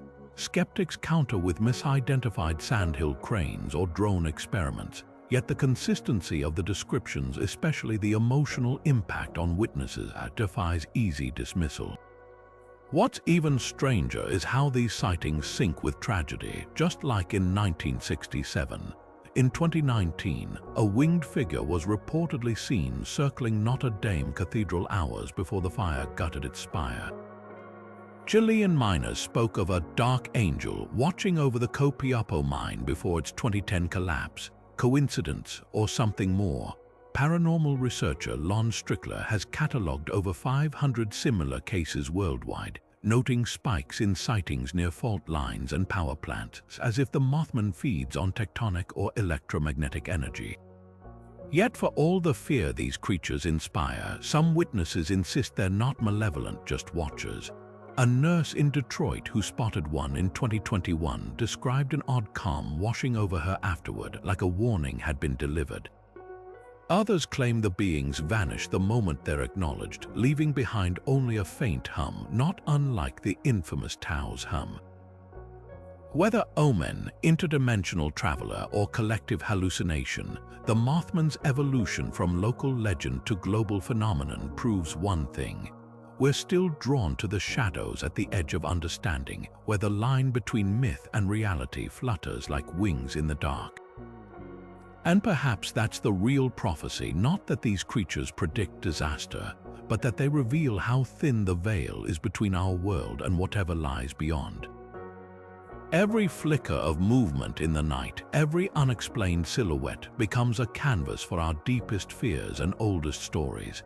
The Mothman isn't just a creature, it's a mirror reflecting back the parts of existence we can't or won't explain. One of the most compelling new explanations for the Tunguska event doesn't involve a comet or meteor at all, but a tiny, dense visitor from the far reaches of space. In 2020, a team of Harvard astrophysicists revisited a radical idea first proposed in the 1970s.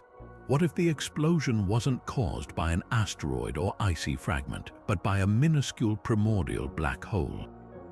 These hypothetical remnants of the early universe, no larger than an atom but as massive as a mountain, could theoretically pass through Earth like a bullet through smoke, leaving no crater but releasing tremendous energy upon entry and exit.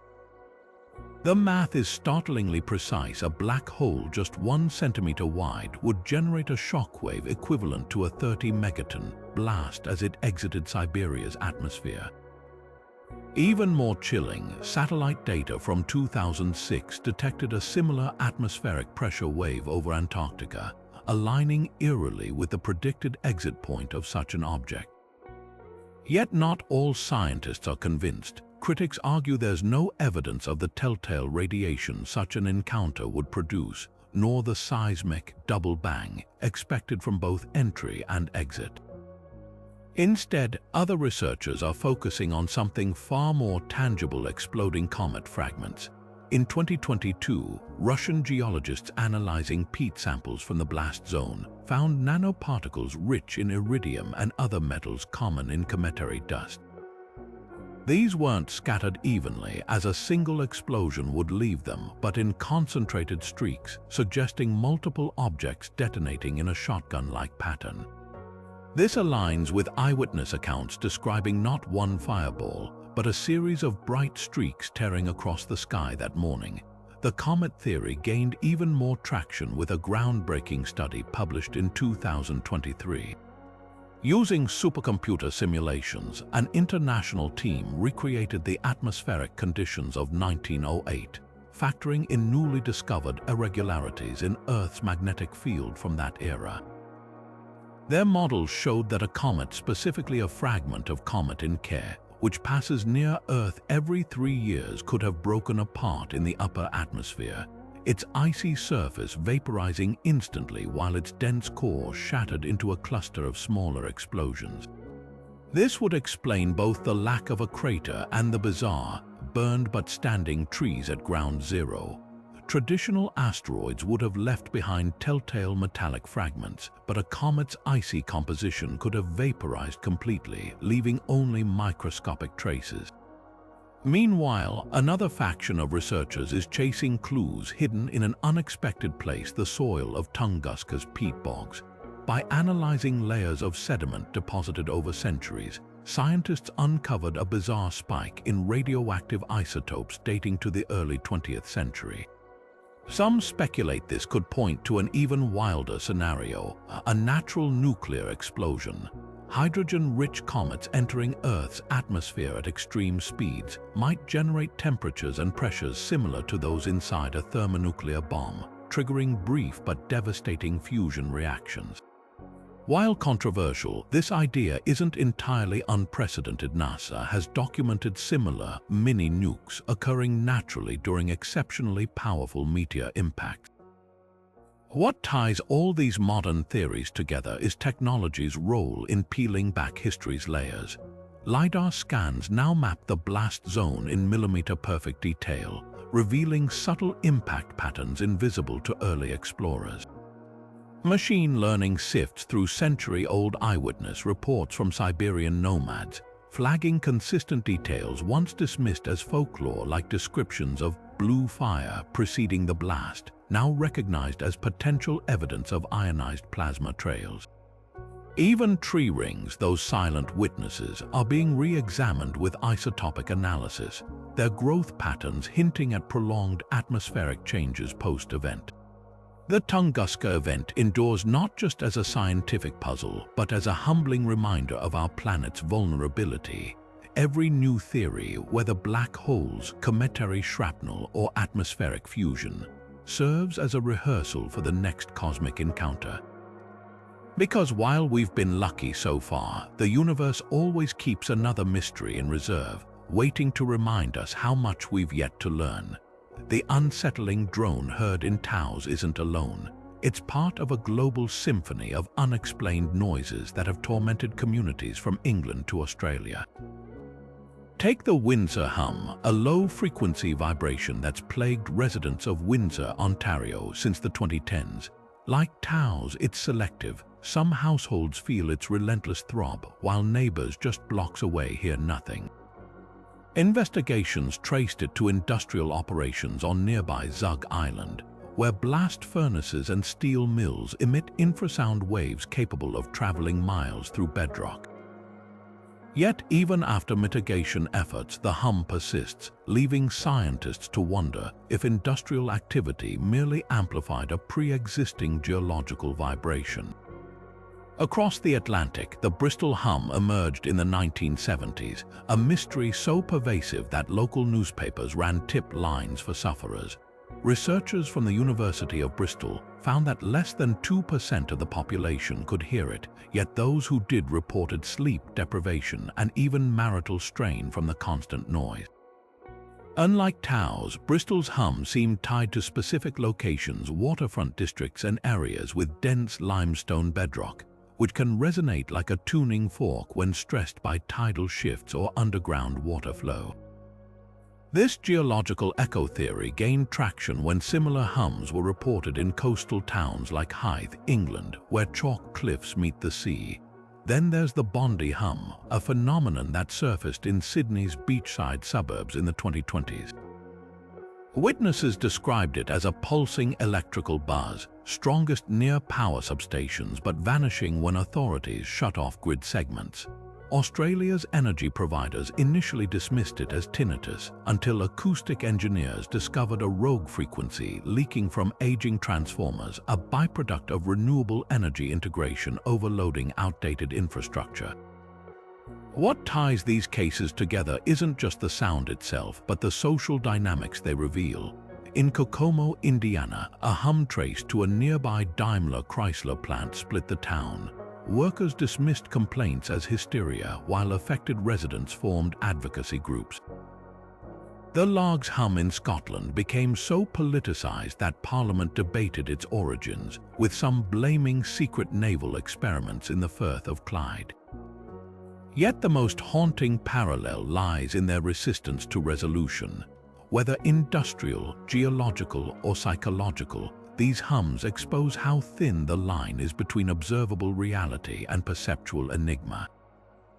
For every case with a plausible source, another drifts into the realm of collective consciousness, like the Arm phenomenon in Japan, where Buddhist monks claim certain meditation frequencies unlock auditory illusions. The Tao's hum and its global cousins remind us that silence is never truly silent. Beneath the threshold of everyday hearing, the world thrums with vibrations we're only beginning to decode, some man-made, some born of the earth itself, and a few that might just be the sound of the universe humming back at us. The dancing plague of Strasbourg didn't end when the music stopped. It became a blueprint for understanding how human minds can unravel en masse. Modern psychology calls it mass psychogenic illness, a phenomenon where stress and social contagion override reason, turning collective anxiety into physical symptoms. But what happened in 1518 wasn't just medieval hysteria.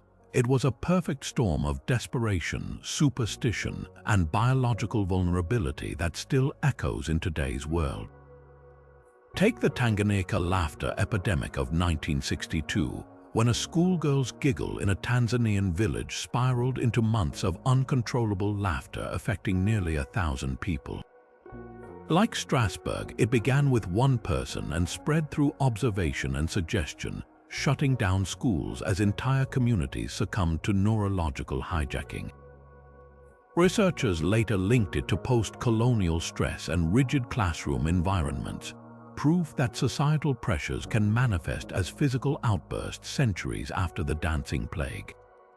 Even recent cases follow this script. In 2012, a New York high school saw students develop inexplicable tics and seizures, triggering panic about environmental toxins until neurologists traced it to conversion disorder, a modern label for the same psychological chain reaction that gripped Strasbourg.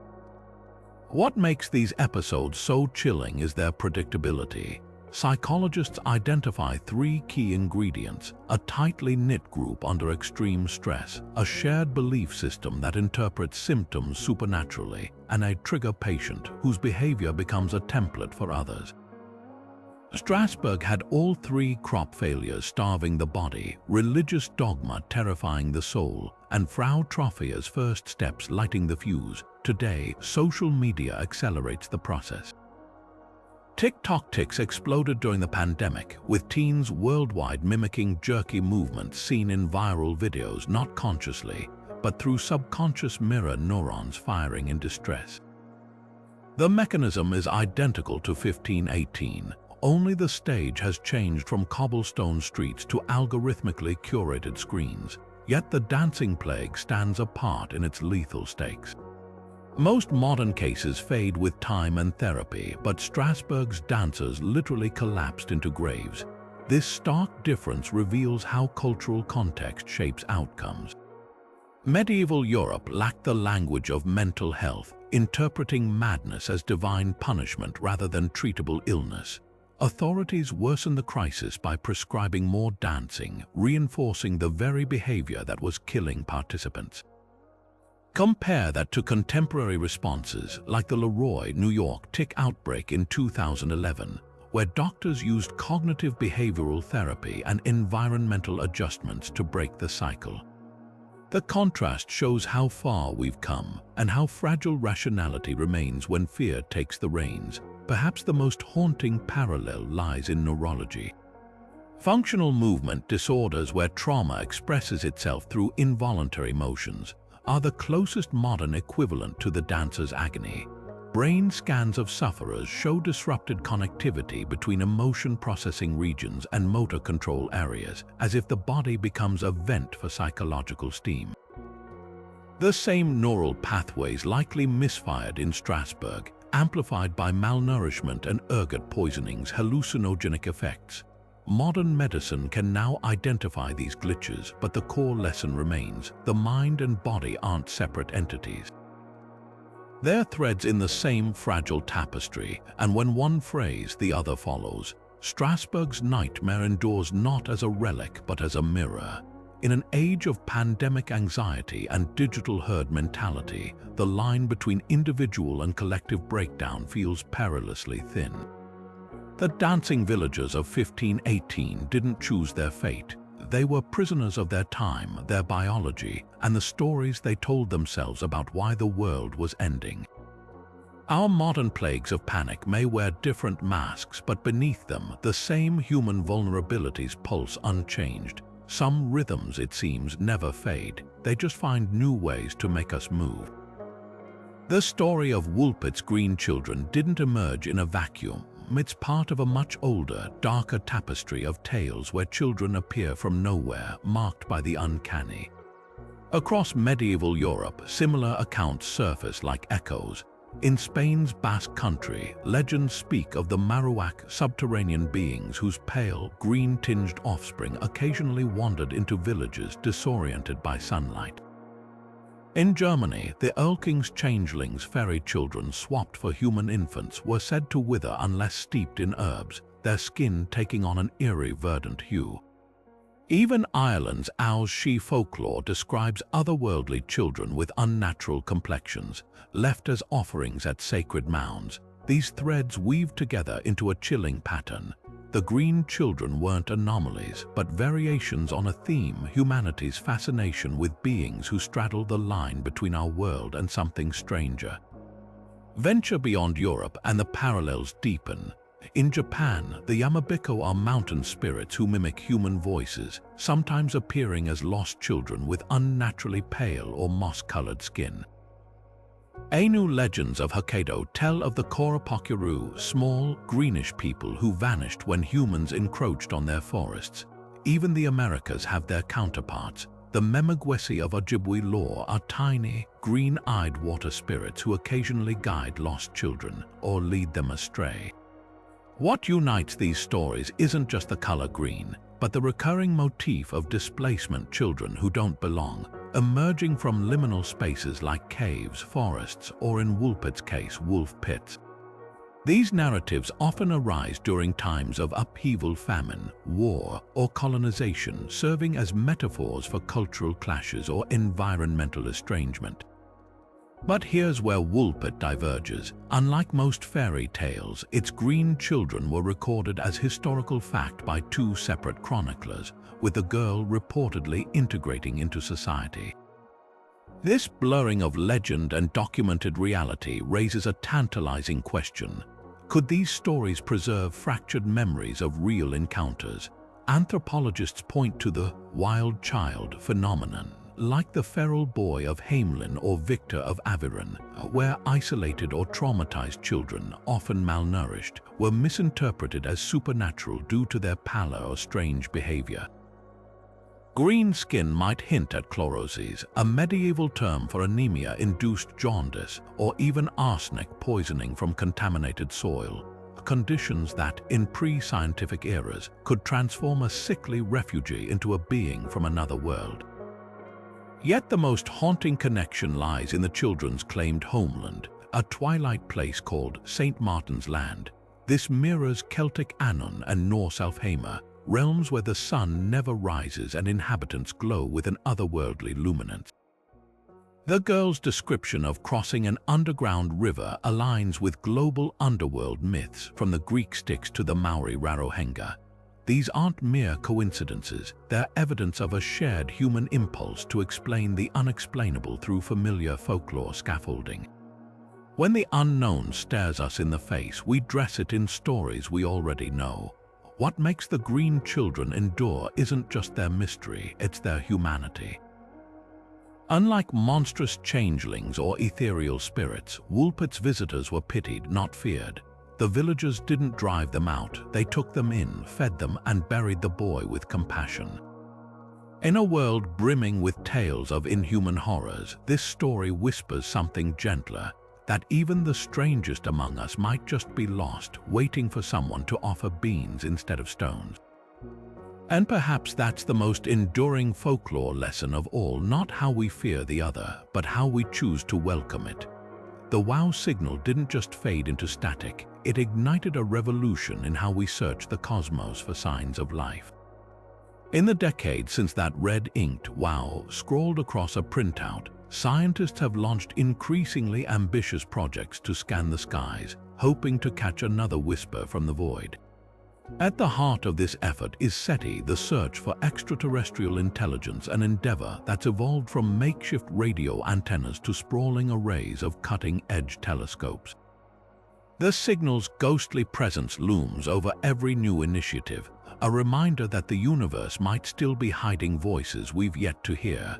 One of the most dramatic leaps forward came with the birth of the Allen Telescope Array in 2007, funded by Microsoft co-founder Paul Allen. Nestled in the California mountains, this cluster of 42 dishes operates like a cosmic eavesdropping station, listening to millions of frequencies simultaneously.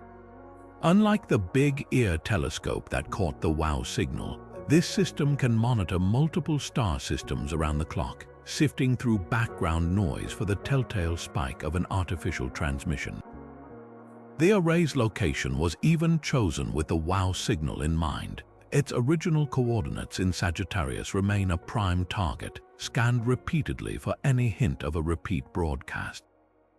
But SETI ambitions stretch far beyond radio waves. Breakthrough Listen, launched in 2015 with backing from billionaire Yuri Milner, represents the most comprehensive hunt yet. With access to some of the world's most powerful telescopes, from West Virginia's Green Bank to Australia's Parkes Observatory, the project analyzes not just radio signals but laser pulses that could serve as interstellar beacons. The software alone is staggering. Machine learning algorithms comb through petabytes of data, flagging anomalies that human eyes might miss. And just like the wow signal, these systems prioritize narrowband transmissions, the cosmic equivalent of a finely tuned whistle amid a hurricane's roar. Yet for all this technological firepower, the search has grown more nuanced. Early SETI efforts assumed aliens would blast obvious, high-powered signals our way, but modern scientists entertain subtler possibilities. Maybe extraterrestrials communicate through neutrinos, ghostly particles that zip through matter unimpeded. Or perhaps they've embedded messages in the very fabric of pulsars, those celestial lighthouses whose rhythms are precise enough to carry coded information. Some theorists even suggest scanning for technosignatures, megastructures like Dyson spheres that might betray advanced civilizations through their energy use.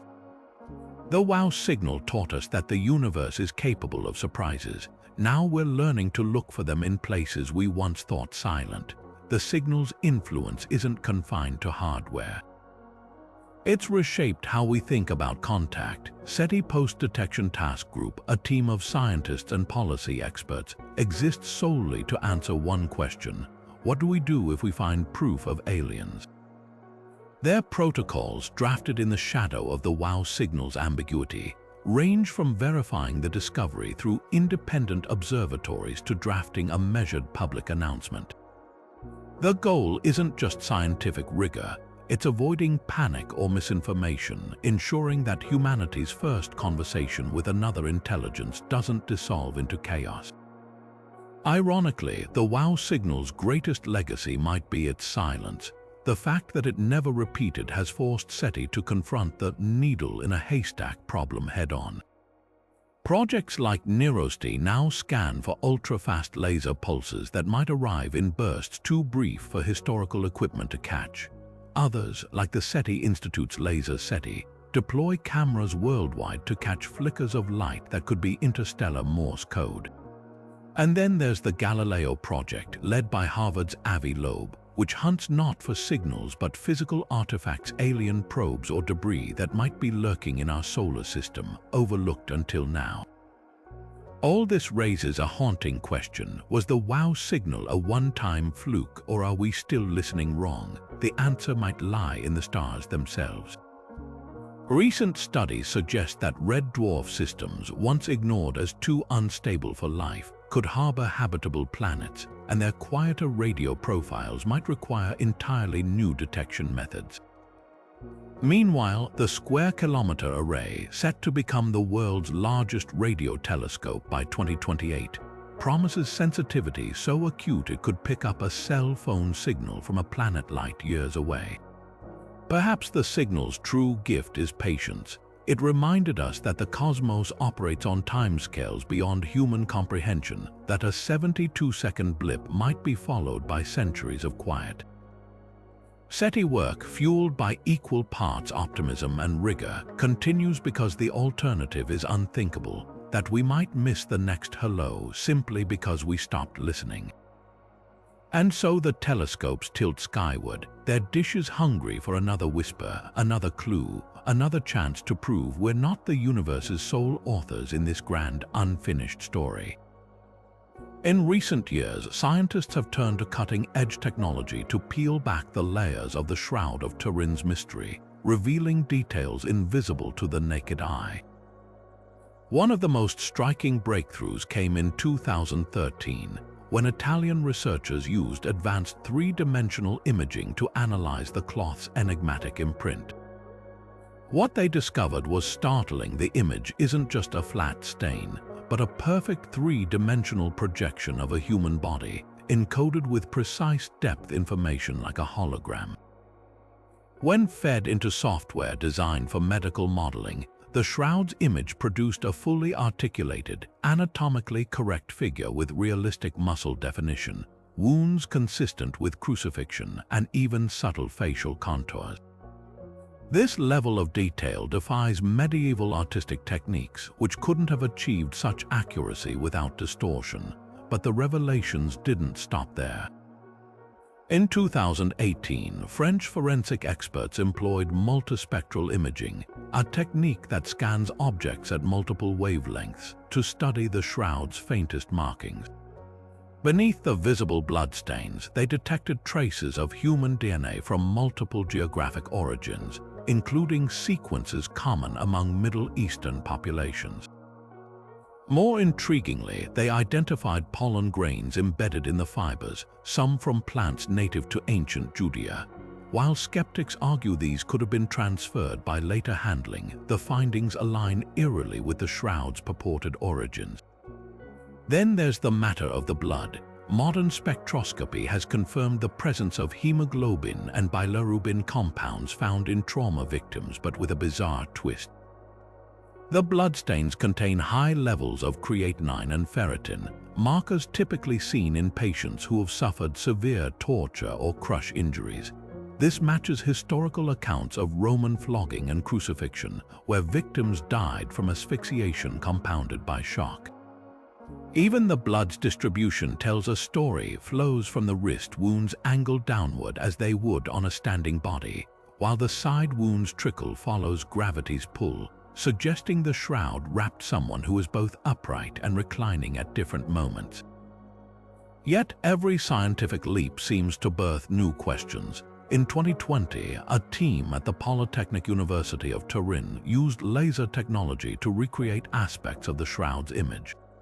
They found that a short, intense burst of ultraviolet light could carbonize the topmost fibers, creating a superficial discoloration that matches the shroud's ghostly figure. But here's the catch: no known medieval technology could have produced such precise UV radiation.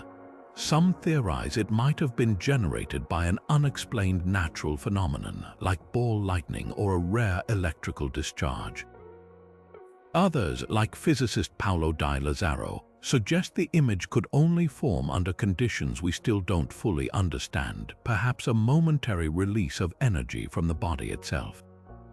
The Shroud's latest chapter unfolded in 2022, when textile experts re-examined its weave using high-resolution microscopes, they discovered the linen was woven in a complex 3-to-1 herringbone pattern, identical to fabrics found in 1st century Judea but virtually unseen in medieval Europe. Even the stitching along one edge, a repair presumed to be later, was revealed to match techniques described in the Talmud for Jewish burial cloths. This pushes back against the radiocarbon dating controversy, hinting that the tested samples might have been contaminated or from a patch added during the Middle Ages. For all the high-tech scrutiny, the shroud guards its secrets fiercely. Each revelation feels like turning a page in a book where half the words remain illegible. Maybe that's why it endures, not as proof of divinity or a masterful forgery, but as a mirror reflecting our endless quest to reconcile faith with fact. In an age where science can sequence genomes and photograph black holes, this ancient linen stubbornly refuses to fit neatly into any category, reminding us that some mysteries aren't meant to be solved, only explored, debated, and wondered at. And perhaps that's the shroud's greatest lesson. The past never surrenders its truths easily, but the search for them is what keeps history alive. The Zodiac Killer's cipher was cracked, his letters dissected, his crimes mapped, yet his identity remains locked in the shadows. But modern forensics isn't done with him yet. In 2018, a breakthrough emerged from an unexpected place, a decades-old envelope. Investigators extracted trace DNA from the back of a stamp the Zodiac had licked, a sample so degraded it defied analysis for years. Enter next-generation sequencing, a technique that stitches together fragmented genetic material like a microscopic jigsaw puzzle. The results were tantalizing, partial DNA profiles that ruled out notorious suspects like Arthur Lee Allen while hinting at Northern European ancestry. But here's the catch: without a direct match in criminal databases, the genetic trail runs cold. That's where investigative genetic genealogy steps in, the same tool that unmasked the Golden State Killer. By cross-referencing the Zodiac's DNA with public genealogy databases, researchers are now tracing distant relatives, building family trees that could finally lead to a name. It's a painstaking process, complicated by the Zodiac's potential lack of living descendants, but even a single second cousin's ancestry test could break the case wide open. Meanwhile, digital crowdsourcing has turned armchair detectives into a formidable investigative force. The website Zodiac Killer Facts.com hosts a living archive where thousands scrutinize every clue, from the curvature of the killer's handwriting to the military jargon in his letters. In 2020, a volunteer noticed a peculiar detail in the Zodiac's infamous Knight's Cross symbol. Its dimensions matched mid-century slide rule markings, suggesting engineering training. Others have applied machine learning to analyze his writing style, comparing it to digitized college yearbooks and Navy muster rolls from the 1960s. The most promising lead, a linguistic analysis pinpointing rare phrases like peek through the pines and paradise, misspelled consistently across letters as potential regional dialect markers from Southern California's military-industrial hubs. Then there's the physical evidence, once thought useless, now ripe for re-examination. The Zodiac's bloody fingerprints lifted from the taxi of victim Paul Stein were too smudged for traditional analysis. But a 2022 study published in Forensic Science International demonstrated how AI-enhanced imaging could reconstruct partial prints by predicting ridge patterns. Applied to the Stein case, this tech might isolate unique fingerprints obscured by decades-old smearing. Even the killer's signature wingtip shoes left distinctive impressions at the Lake Berryessa attack. Modern gait analysis algorithms could correlate their wear patterns with occupational databases, narrowing down professions that required prolonged standing on hard surfaces like factory work or teaching. The case's enduring obsession isn't just about justice, it's about closure for a nation haunted by the Zodiac's taunting games. His final verified letter arrived in 1974, but the specter of his uncaught shadow lingers, a reminder that some monsters don't fade. They just wait for time and technology to drag them into the light, and with every scientific leap, the odds tilt slowly, inexorably, in favor of the truth. The ocean floor has always been Earth's last great frontier, an alien landscape hiding more secrets than we've ever uncovered.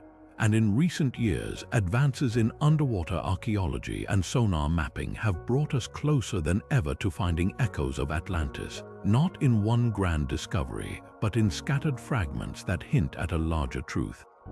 Take Santorini, for instance, this breathtaking Greek island with its whitewashed buildings clinging to volcanic cliffs was once the heart of the Minoan civilization, a society so advanced it rivaled ancient Egypt in art and architecture.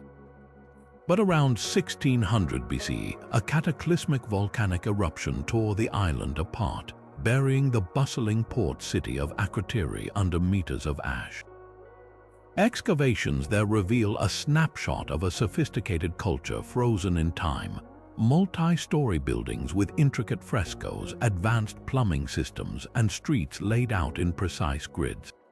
The parallels to Plato's Atlantis are uncanny, right down to the island's circular harbor, now a sunken caldera. Could this have been the inspiration for the lost city? Or was Akrotiri just one piece of a far grander puzzle? Then there's Doggerland, the lost world beneath the North Sea. 8,000 years ago, this vast landmass connected Britain to mainland Europe, a fertile plain home to Mesolithic hunter-gatherers. But as glaciers melted and seas rose, Doggerland vanished beneath the waves, leaving only scattered artifacts, stone tools, mammoth bones, and even carved ritual objects to whisper of its existence. In 2021, marine archaeologists mapping the seabed stumbled upon something extraordinary. A submerged forest, its ancient tree trunks preserved in the silt, alongside what appears to be a ceremonial stone circle. The discovery reignited debates about Atlantis, not as a single city, but as a collective memory of drowned civilizations. After all, cultures from the Aztecs to the Aboriginal Australians share flood myths. Could these be distorted recollections of real events passed down through generations? But the most tantalizing clues lie even deeper. Off the coast of Cuba, sonar scans in 2001 revealed symmetrical stone structures at depths of nearly 2,000 feet, arranged in geometric patterns that defy natural explanation. Some researchers argue these could be remnants of an ancient megalithic city, sunk when sea levels were hundreds of feet lower. Others point to the Yonaguni Monument near Japan, a massive underwater formation with stair-like terraces and sharp right angles, debated endlessly as either a natural rock formation or the ruins of a 10,000-year-old citadel. Skeptics dismiss these as wishful thinking, but here's what's undeniable.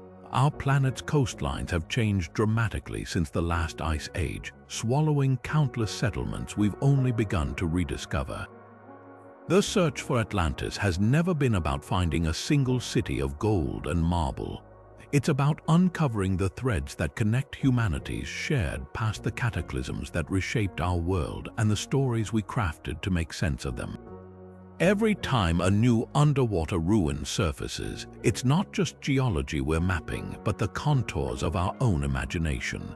And perhaps that's the real magic of Atlantis. It's not just a place we're searching for, but a reminder of how much history still lies waiting beneath the waves, daring us to dive deeper.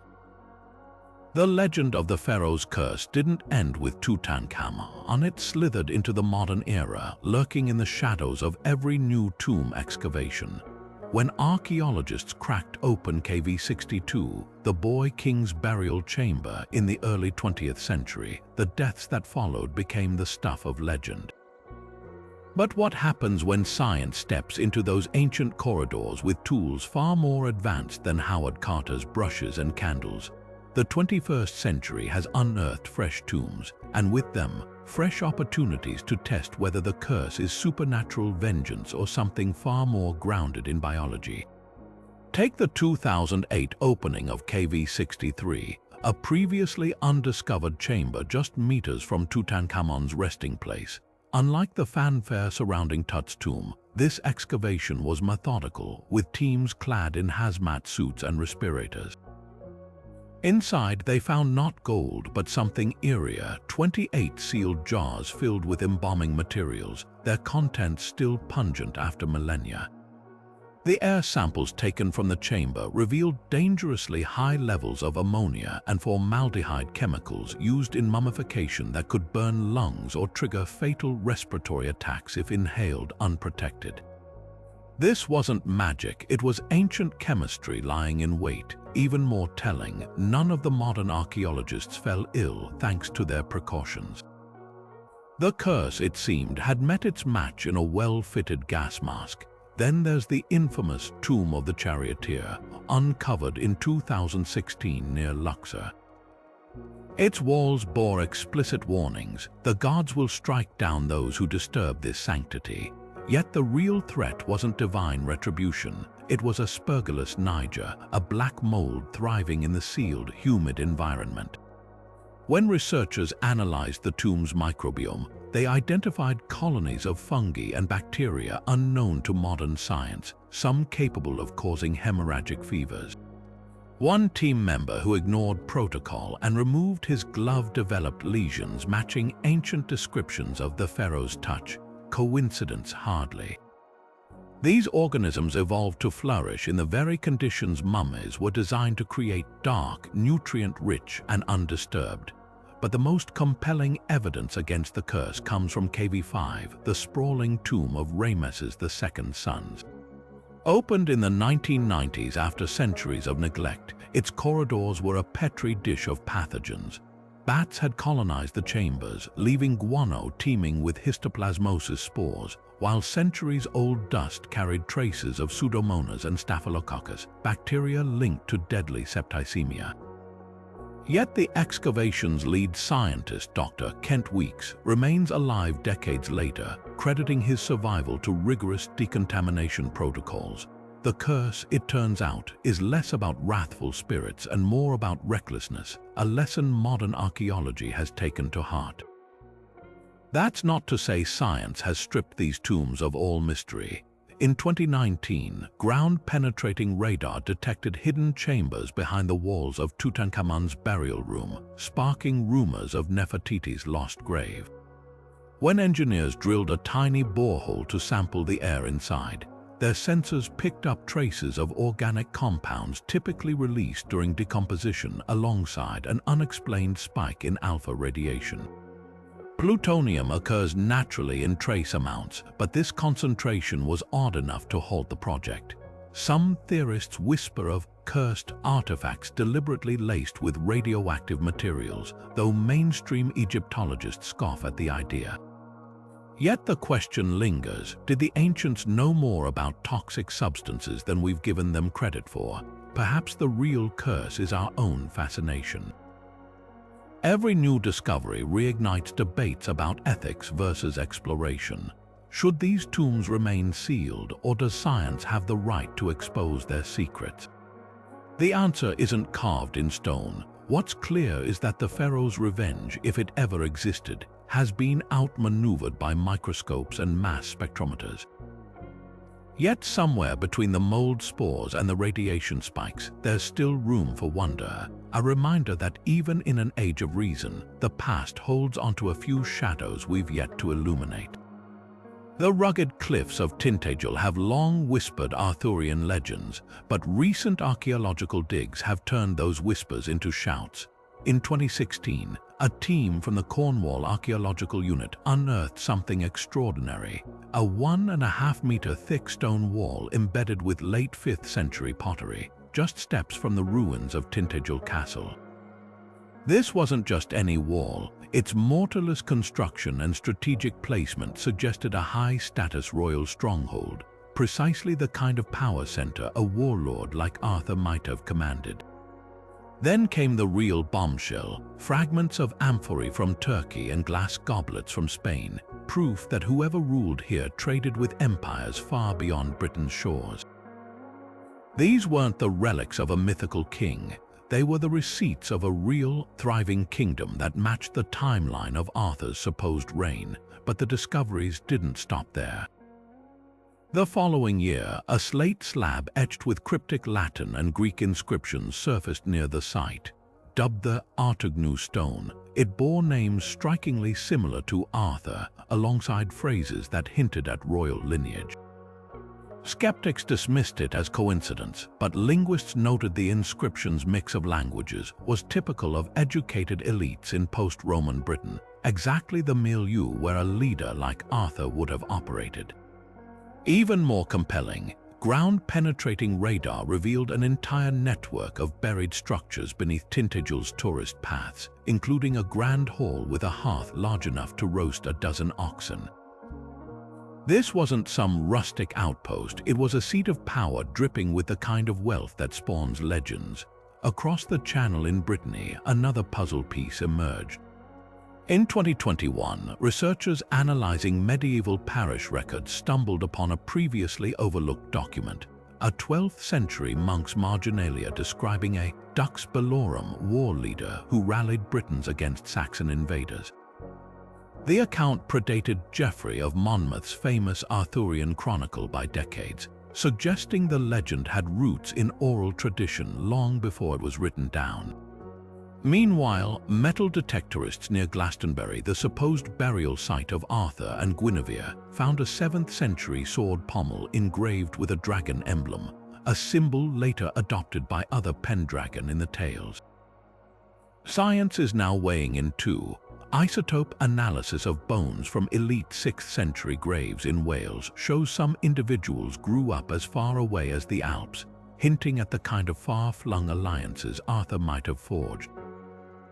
DNA studies reveal that the period's upheaval wasn't just invasion. It was cultural fusion with Saxon and Celtic bloodlines mixing in ways that align with Arthur's role as a unifier. Even the landscape tells a story. LiDAR scans of Cadbury Castle, another alleged Camelot candidate, showed terraces and pathways carved into the hillside, evidence of a massive fortified settlement that could have housed thousands. What makes these finds so electrifying isn't just their age, it's how they reframe the Arthurian legend. No longer just a fairy tale or medieval propaganda, the story now seems to echo real political turbulence, real battles, and perhaps even a real man whose deeds were so extraordinary they outgrew history and bloomed into myth.